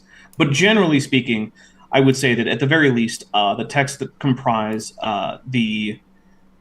most of the Torah were written primarily to help establish a ethnic identity for a largely displaced group of people who were in danger of losing their cultural heritage as a result of the hegemonic influence of a much larger empire, and that it has been fantastically successful at that task because that same group of people are an identifiable ethnicity with their own traditions that have persisted to this day. So good job, authors of at least the first bits of the Bible, because I would say you succeeded beyond your wildest dreams. Yeah, it's the most famous book in the world, that's for sure. Signastet for $10 says, Craig, do 1,000 push-ups so you have to listen to Strawberry Switchblade for 4 hours straight. I am going to do 1,000 push-ups, even if it kills me on Monday. In my stream, 50% of all super chats will go to the military charity SAFA, who help veterans and serving people who need help with whatever they need help with. They're absolutely incredible. Helped me when I needed help moving house.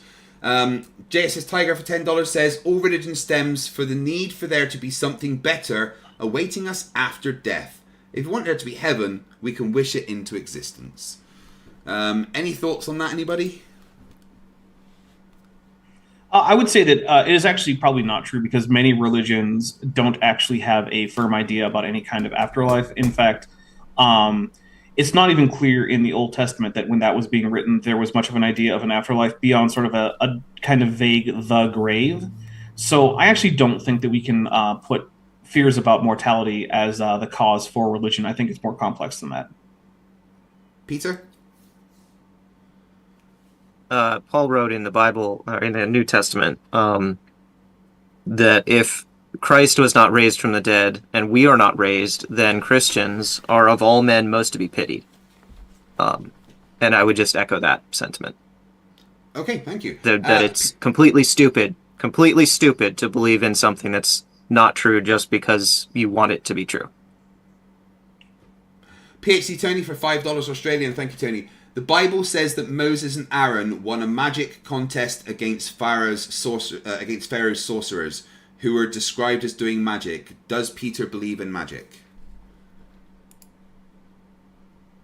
That depends on your definition of magic. It seems that PhD Tony is casting quite a broad net with that term. I believe in miracles, and I believe that there was something going on with Pharaoh's courtiers that, was presenting itself as magic. Exactly what that was, whether it was, something demonic or whether it was just trickery or a combination of the two, I don't know, but I do believe in the supernatural. I do believe, that the history recorded in that story is true. But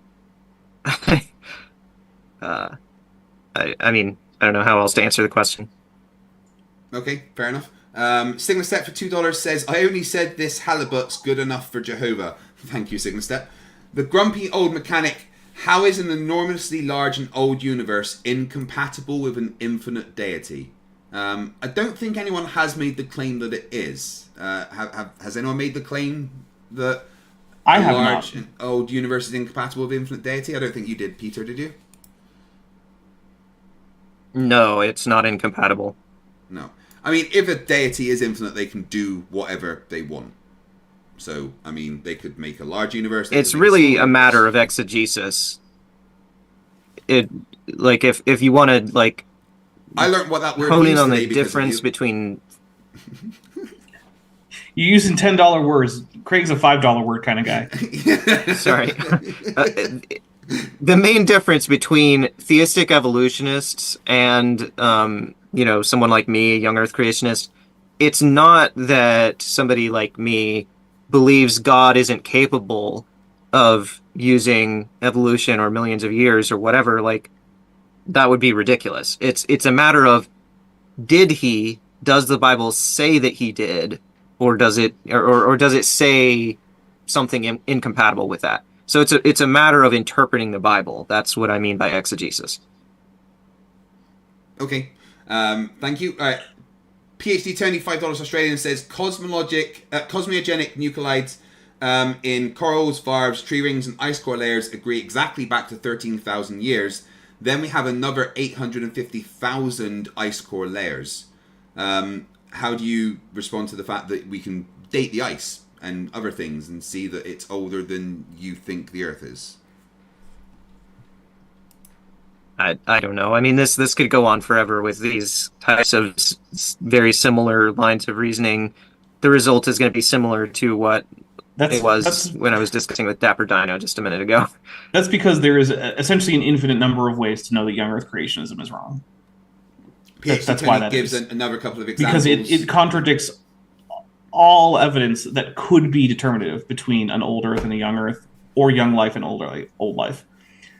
Every single bit of evidence that could be determinative between those two favors science, the old Earth, evolution, all that stuff.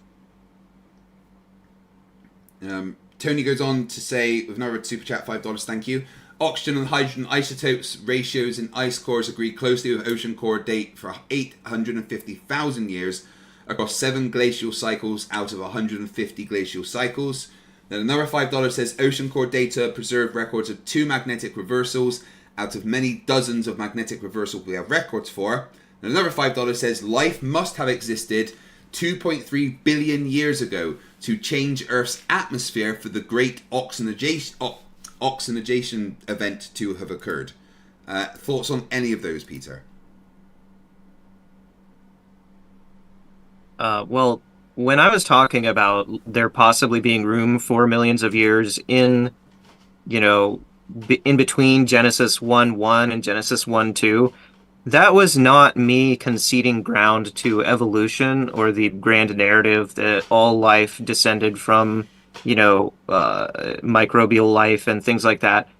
I still believe that's radically incompatible with the rest of Scripture, and also it's based in what seems to me like secular assumptions about the origins of about the earth and life. Like, the text says God created the earth, and there's miracles happening every single day of the creation week.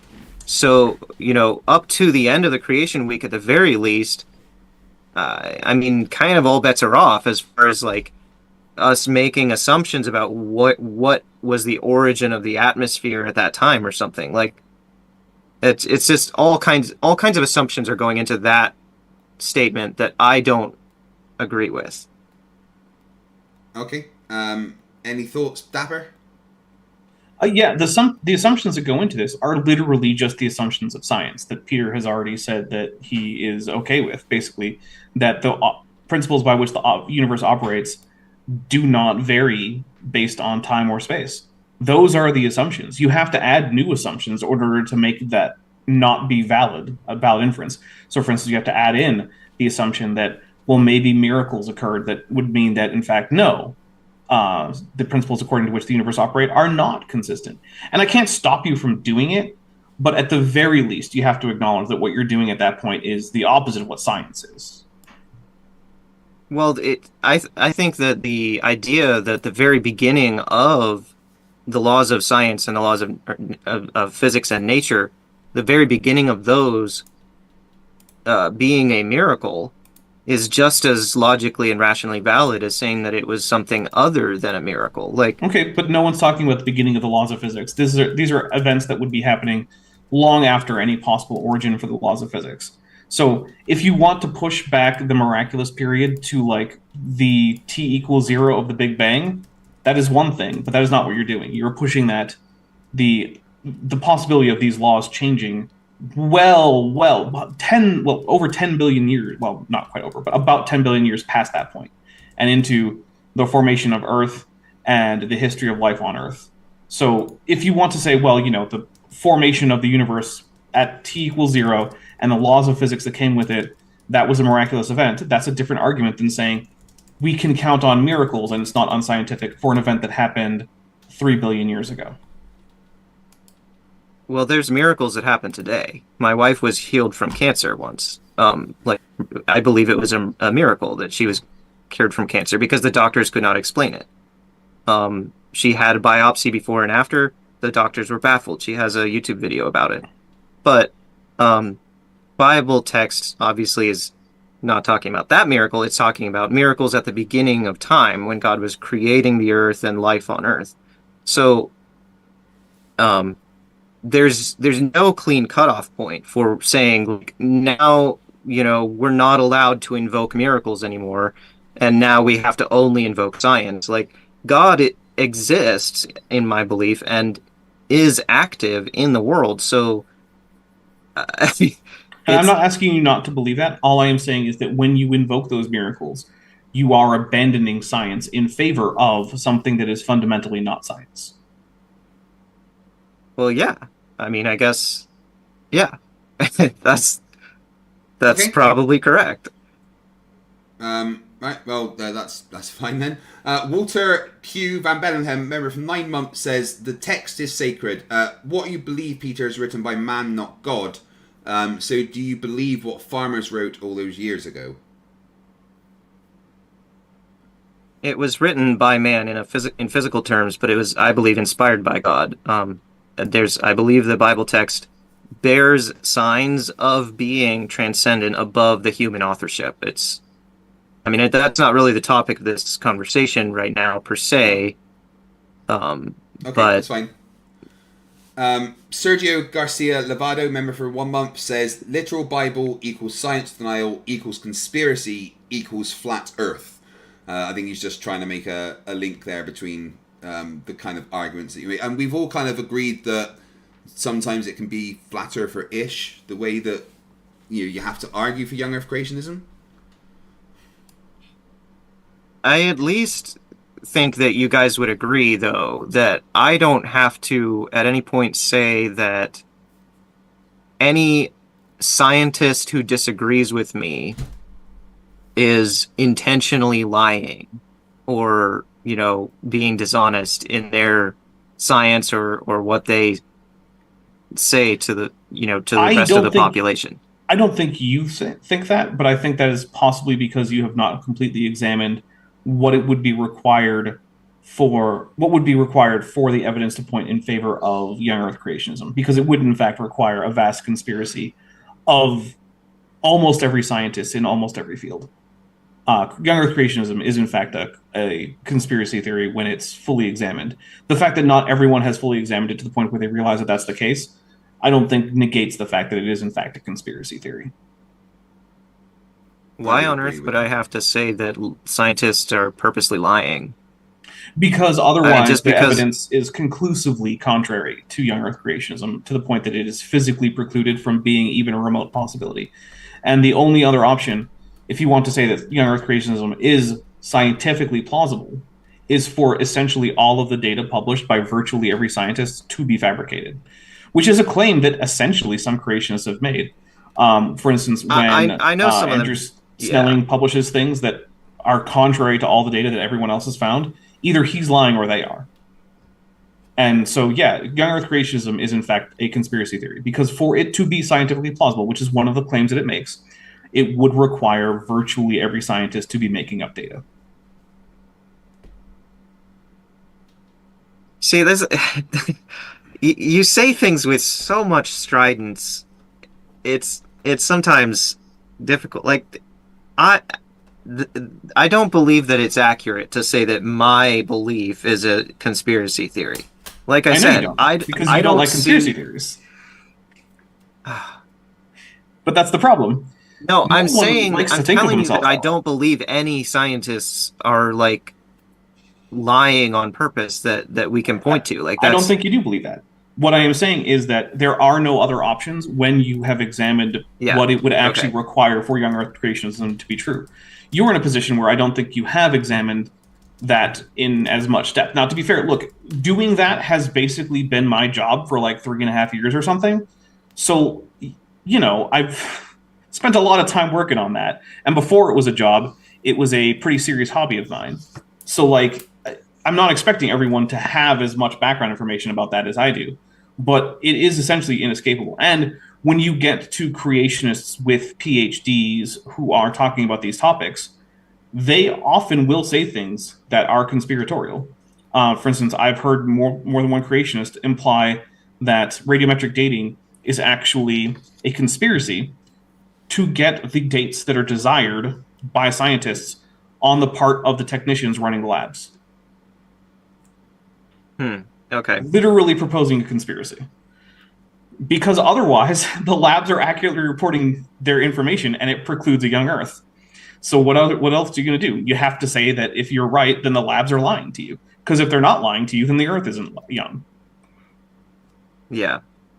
Yeah, and I mean, I have heard people say things like that. And that's one of the reasons why I was saying, you know, I'm learning what not to do from flat earthers.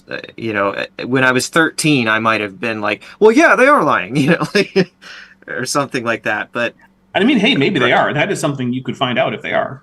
I mean, there are ways to check. But there's, I mean, yeah. Let's move on. Next one is from JSS Tiger. A question for you, Peter, for $5. Would you believe in God if the Bible was entirely written today? Interesting. What? I guess if it was entirely written today, I don't even know what that means. I mean, like if there had been no Bible yesterday, but then today someone published the Bible, and now you had it. How would that? No, of course not. That would be ridiculous. I mean, it's rooted in history. There's so much about it that's historical. It has to be. If it's not historical, if it's just fiction, then like I go back to what I said earlier about, you know, Paul saying if the dead are not raised, then what's the point? We're just believing a lie. Okay, fair enough. PhD Tony, $5 Australian. Thank you, Tony, again. Interstellar dust from the Murchison meteorite has been dated to 7 billion years old. Why is that dust older than the Earth?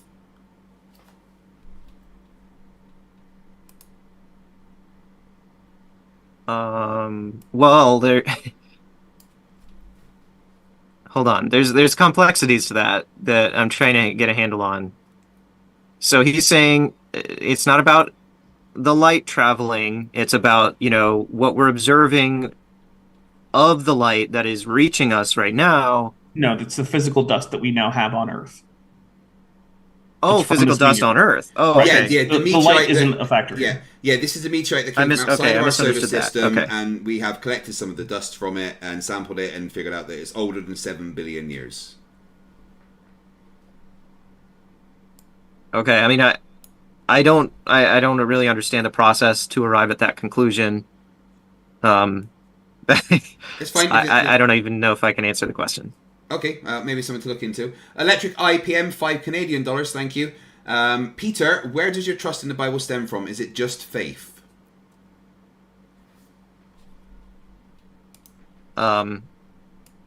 Well, I mean, it's a combination of things. Obviously, faith is a large element.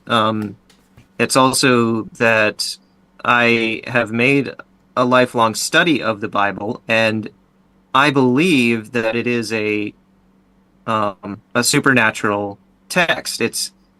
I see what appears to me to be a supernatural harmony in the text, and I know there's people who are going to say, "Well, it's full of contradictions," whatever.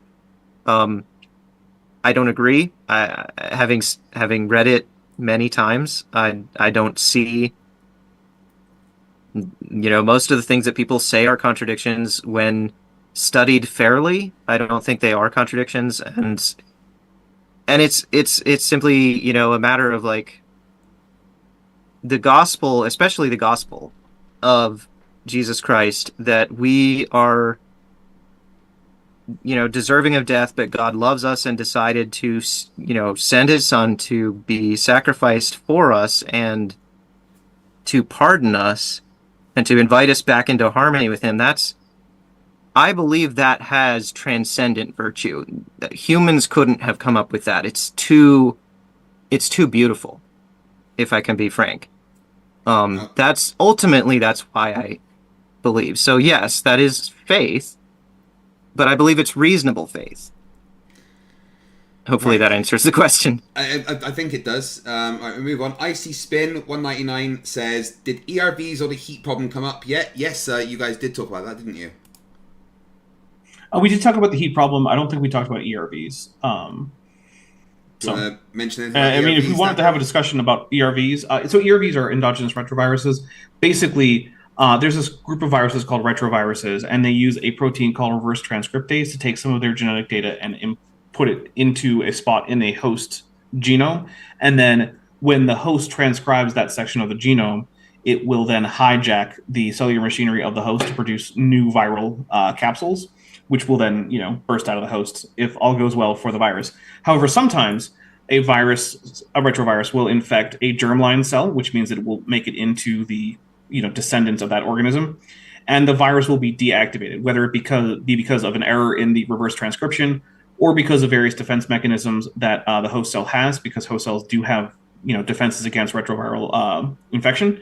And when that happens, the descendants will have that retroviral genome at a particular place in their genome and will pass that down to their descendants.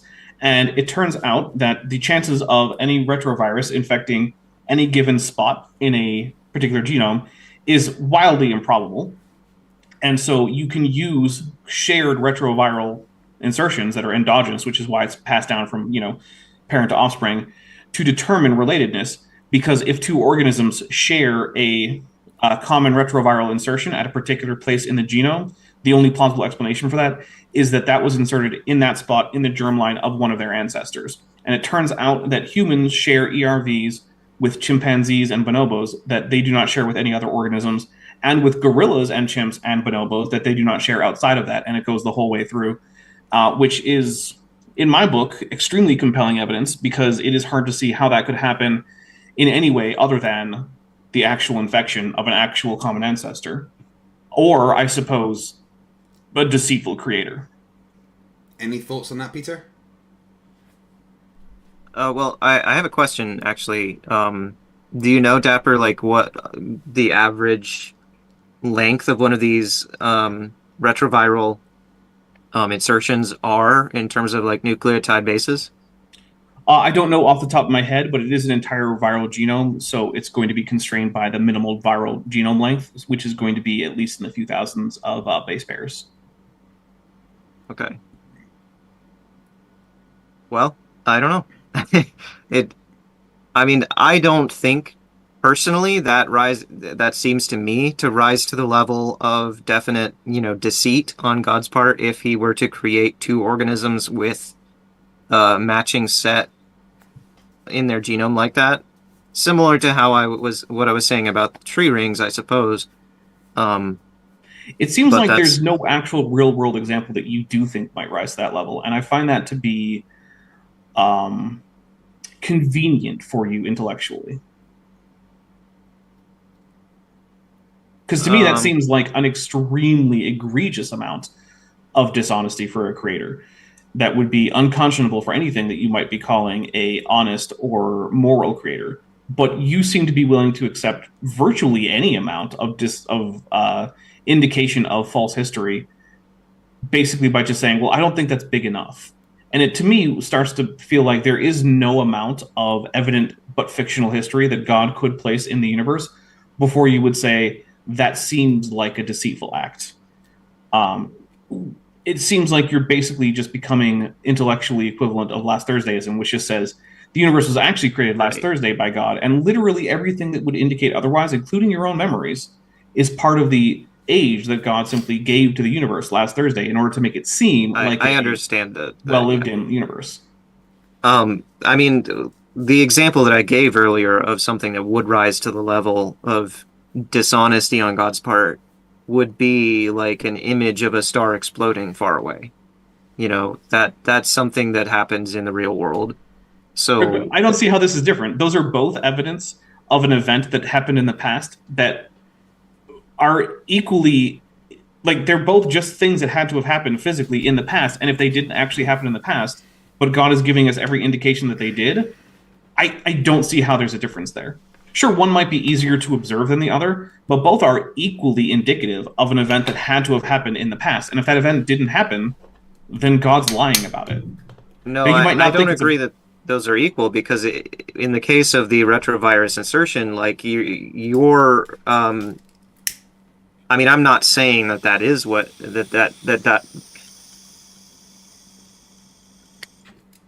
I'm trying to be careful. It's a matter of interpreting, you know, like there's not that much interpretation. We know what viral genomes look like.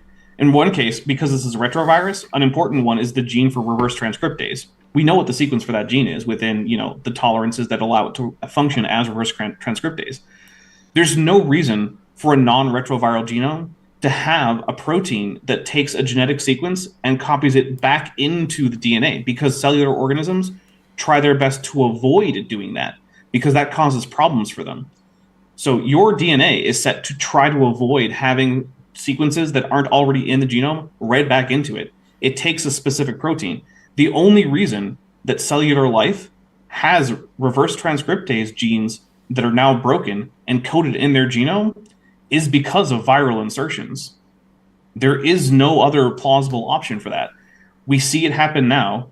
There's every indication that that's how it happened in the past. And if you want to say that humans were just coincidentally created with useless viral genomes in their genome in the same spot as a chimpanzee that is identical to a now degraded retroviral genome, there's no conclusion other than that either God just put something in there that's non-functional and looks exactly like what we would expect if there had been human-chimpanzee common ancestry, and he just kind of did that. Or the other option is that's actually what happened. And if God just kind of did that, I can't see how that isn't dishonest, because it gives every indication of an actual history of common ancestry. In fact, there are no other options that aren't magic that involve that evidence. But see, every miracle that I've cited is something that you would call magic. Right. I mean, I'm not going to distinguish between those two things, because to me, magic are things that are not examinable by the scientific method because they violate one of the orderly principles according to which the universe normally operates. And so I'm going to use those interchangeably. But that's the thing. If it's a miracle that otherwise would indicate a false history to the world, that is what I would call a dishonest act by God. And the star is dishonest for that very reason. But because then it indicates a history that did not literally happen. Peter, and then we move on to the next question. Okay. Yeah, take the final word, Peter. It seems to me like you have then epistemologically categorized creationism by definition as dishonesty on God's part, because you interpret the existence of life as history. No, remember back to earlier when I said that it is the unnecessary. There might be some amounts of creation that are simply necessary for it to be functional, and if it's minimally that, then no, I don't think that's dishonest. Right. Okay. Sorry, I anyway, just took there's the last. I took the word. My bad. It's okay. Right. We'll move on. Left-handed Jedi for $5 says, "What are your thoughts on the similarities between the Bible and Sumerian myths, Peter?" I haven't studied Sumerian myth beyond just checking to make sure that indeed it is not a Robothemist flat Earth model. That's the extent of my study of Sumerian myth. So I probably shouldn't open my mouth on the subject, to be honest. Fair enough. PJ for $20 says, "Just because Craig needs a new camera, thank you. I have a new camera on order, so I very much appreciate it. It was very expensive, like $350. So you know, if anyone wants to help with the cost of that, feel free. I need you to see my beautifulness." Is that even a word? Yeah. Icy Spin 199 says, "If God is perfect, why does Darth Dawkins exist?" Yeah, no, that's a question we all ask every day. Don't worry. Dihydrogen Monoxide for £2 says, "Dapper's 100+ million year age disproves young Earth creationism." Well, yeah. Exactly how old are you, Dapper? So roughly, because you don't have the exact date. It's roughly 150 million years. The exact past that is hard to determine. Although I do believe that planetary scientist Landon Knoll did work on figuring it out a few years ago for one of my birthday specials. So if you look back at like I think it's like 2022 birthday special or something, maybe Landon is there giving you what he thinks is an even closer estimate for my exact age. You mean you don't remember? Well, so I was hatched before the current calendar existed. So it's hard to correlate them, and also the length of the year in terms of days was different because the Earth was spinning faster back then. So it's very hard to keep track. Gotcha. Also, my original environment was not nearly as seasonal as much of the Earth is now because it was basically a relatively hot and arid location year-round. So we didn't do as much keeping track of the year. So what did you think when you saw these weird, like, hairless apes running around all of a sudden? Honestly, it's hard to tell you apart from all the other mammals. You all look really similar. Well, that's a bit You've all got, rude. like, weirdly shaped teeth and... Yeah, it says the giant chicken. PhD Tony for $5 Australian. "The Bible was divinely inspired, but decided to leave rape and slavery out of the Ten Commandments." Well, that's a bit of a controversial one. That's not outside of the Ten Commandments. I mean, rape is definitely under the category of adultery, and slavery is under the category of stealing something that's not yours, or coveting something that's not yours. I would have to disagree. For one thing, the idea that that rape is included that way does preclude the idea of marital rape, which I would rather not preclude because I think that that is definitely a category of rape that exists. As far as slavery, the Bible goes on to condone and regulate slavery. If the Bible were opposed to slavery, it would not do that. Now, you can argue that it's opposed to certain forms of slavery, and I would agree it is. It does not give you carte blanche to do any kind of slavery that you would want. But nowhere in the Bible is there even a syllable that would indicate that slavery is something that people ought not to do in principle. Yeah, I guess I was a little sloppy with my categories there. I was trying to apply the general principle. The Ten Commandments cover a lot more than people typically assume. If we just look at the Sermon on the Mount by Jesus, he said, if you look at a woman to lust after her, then you've already committed adultery in your heart. Or if you hate your brother, you've already committed murder in your heart. So, be careful saying things aren't covered in the Ten Commandments. They might just be. Okay, Icy Spin 199, thank you very much, says, "Hardest thing for me is the logical problem of evil." Yeah, this is something that I've discussed with many theists, is, how can God be good if evil exists? But that is a big bag to unpack, so we're not going to do that here.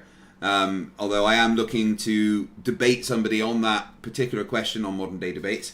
Alejandro Vallejo for $50 Mexican says, "Peter, how can you know the Bible is not an attempt of Satan to mislead you and God gave us science and reason to figure out the deception?" Okay, I mean, what's the evidence for that? I don't know, it's just a hypothetical. I mean, I would say the evidence is the degree to which people who count on the Bible being literally true in its historical narrative can now then just ignore the actual historical and physical evidence that indicate that it is, in some cases, although not all, not, in fact, literally true in its historical narrative, and that therefore those people are being deceived by something. And if you want to say that Satan is the father of lies, then at least that's a plausible interpretation. I don't actually happen to think that, but at least that's a line of reasoning that I do think would be worth consideration for anyone who does believe that the Bible gives an accurate account entirely of its historical narrative. Because, I mean, it just demonstrably doesn't in some cases. There are other cases where it does actually seem to be reasonably accurate, but it's really not until we get to, like, Josiah and later that we seem to be getting a whole lot of reliable historical information. All right. Well, that was an interesting question. Last question from JSS Tiger for $5. Thank you very much for the support, everybody. It says, Peter, why is Exodus missing from the Egyptian record? It's the biggest event in the Old Testament. That's a fair question, but I mean, they were essentially a humiliated nation. Their whole system of government collapsed because, you know, Pharaoh was drowned in the Red Sea after essentially becoming suicidally manic. And also the 10 plagues kind of devastated their economy. Why would they record that? Like, that's more than, you know, we know there was a decline in their kingdom at a certain point. That seems as much of a corollary record as there can be, as you can expect there to be, in my mind. Okay, right. We're going to stop it there because Dapper has a show soon. I have another show with MC Toon in about 15 minutes, and it's been going for over 2 hours. It's just a game. I'm not actually going live. Right, okay. I don't want anyone to go looking for me. I'm not actually broadcasting this. It's just a game. Broadcast. We all want to see it.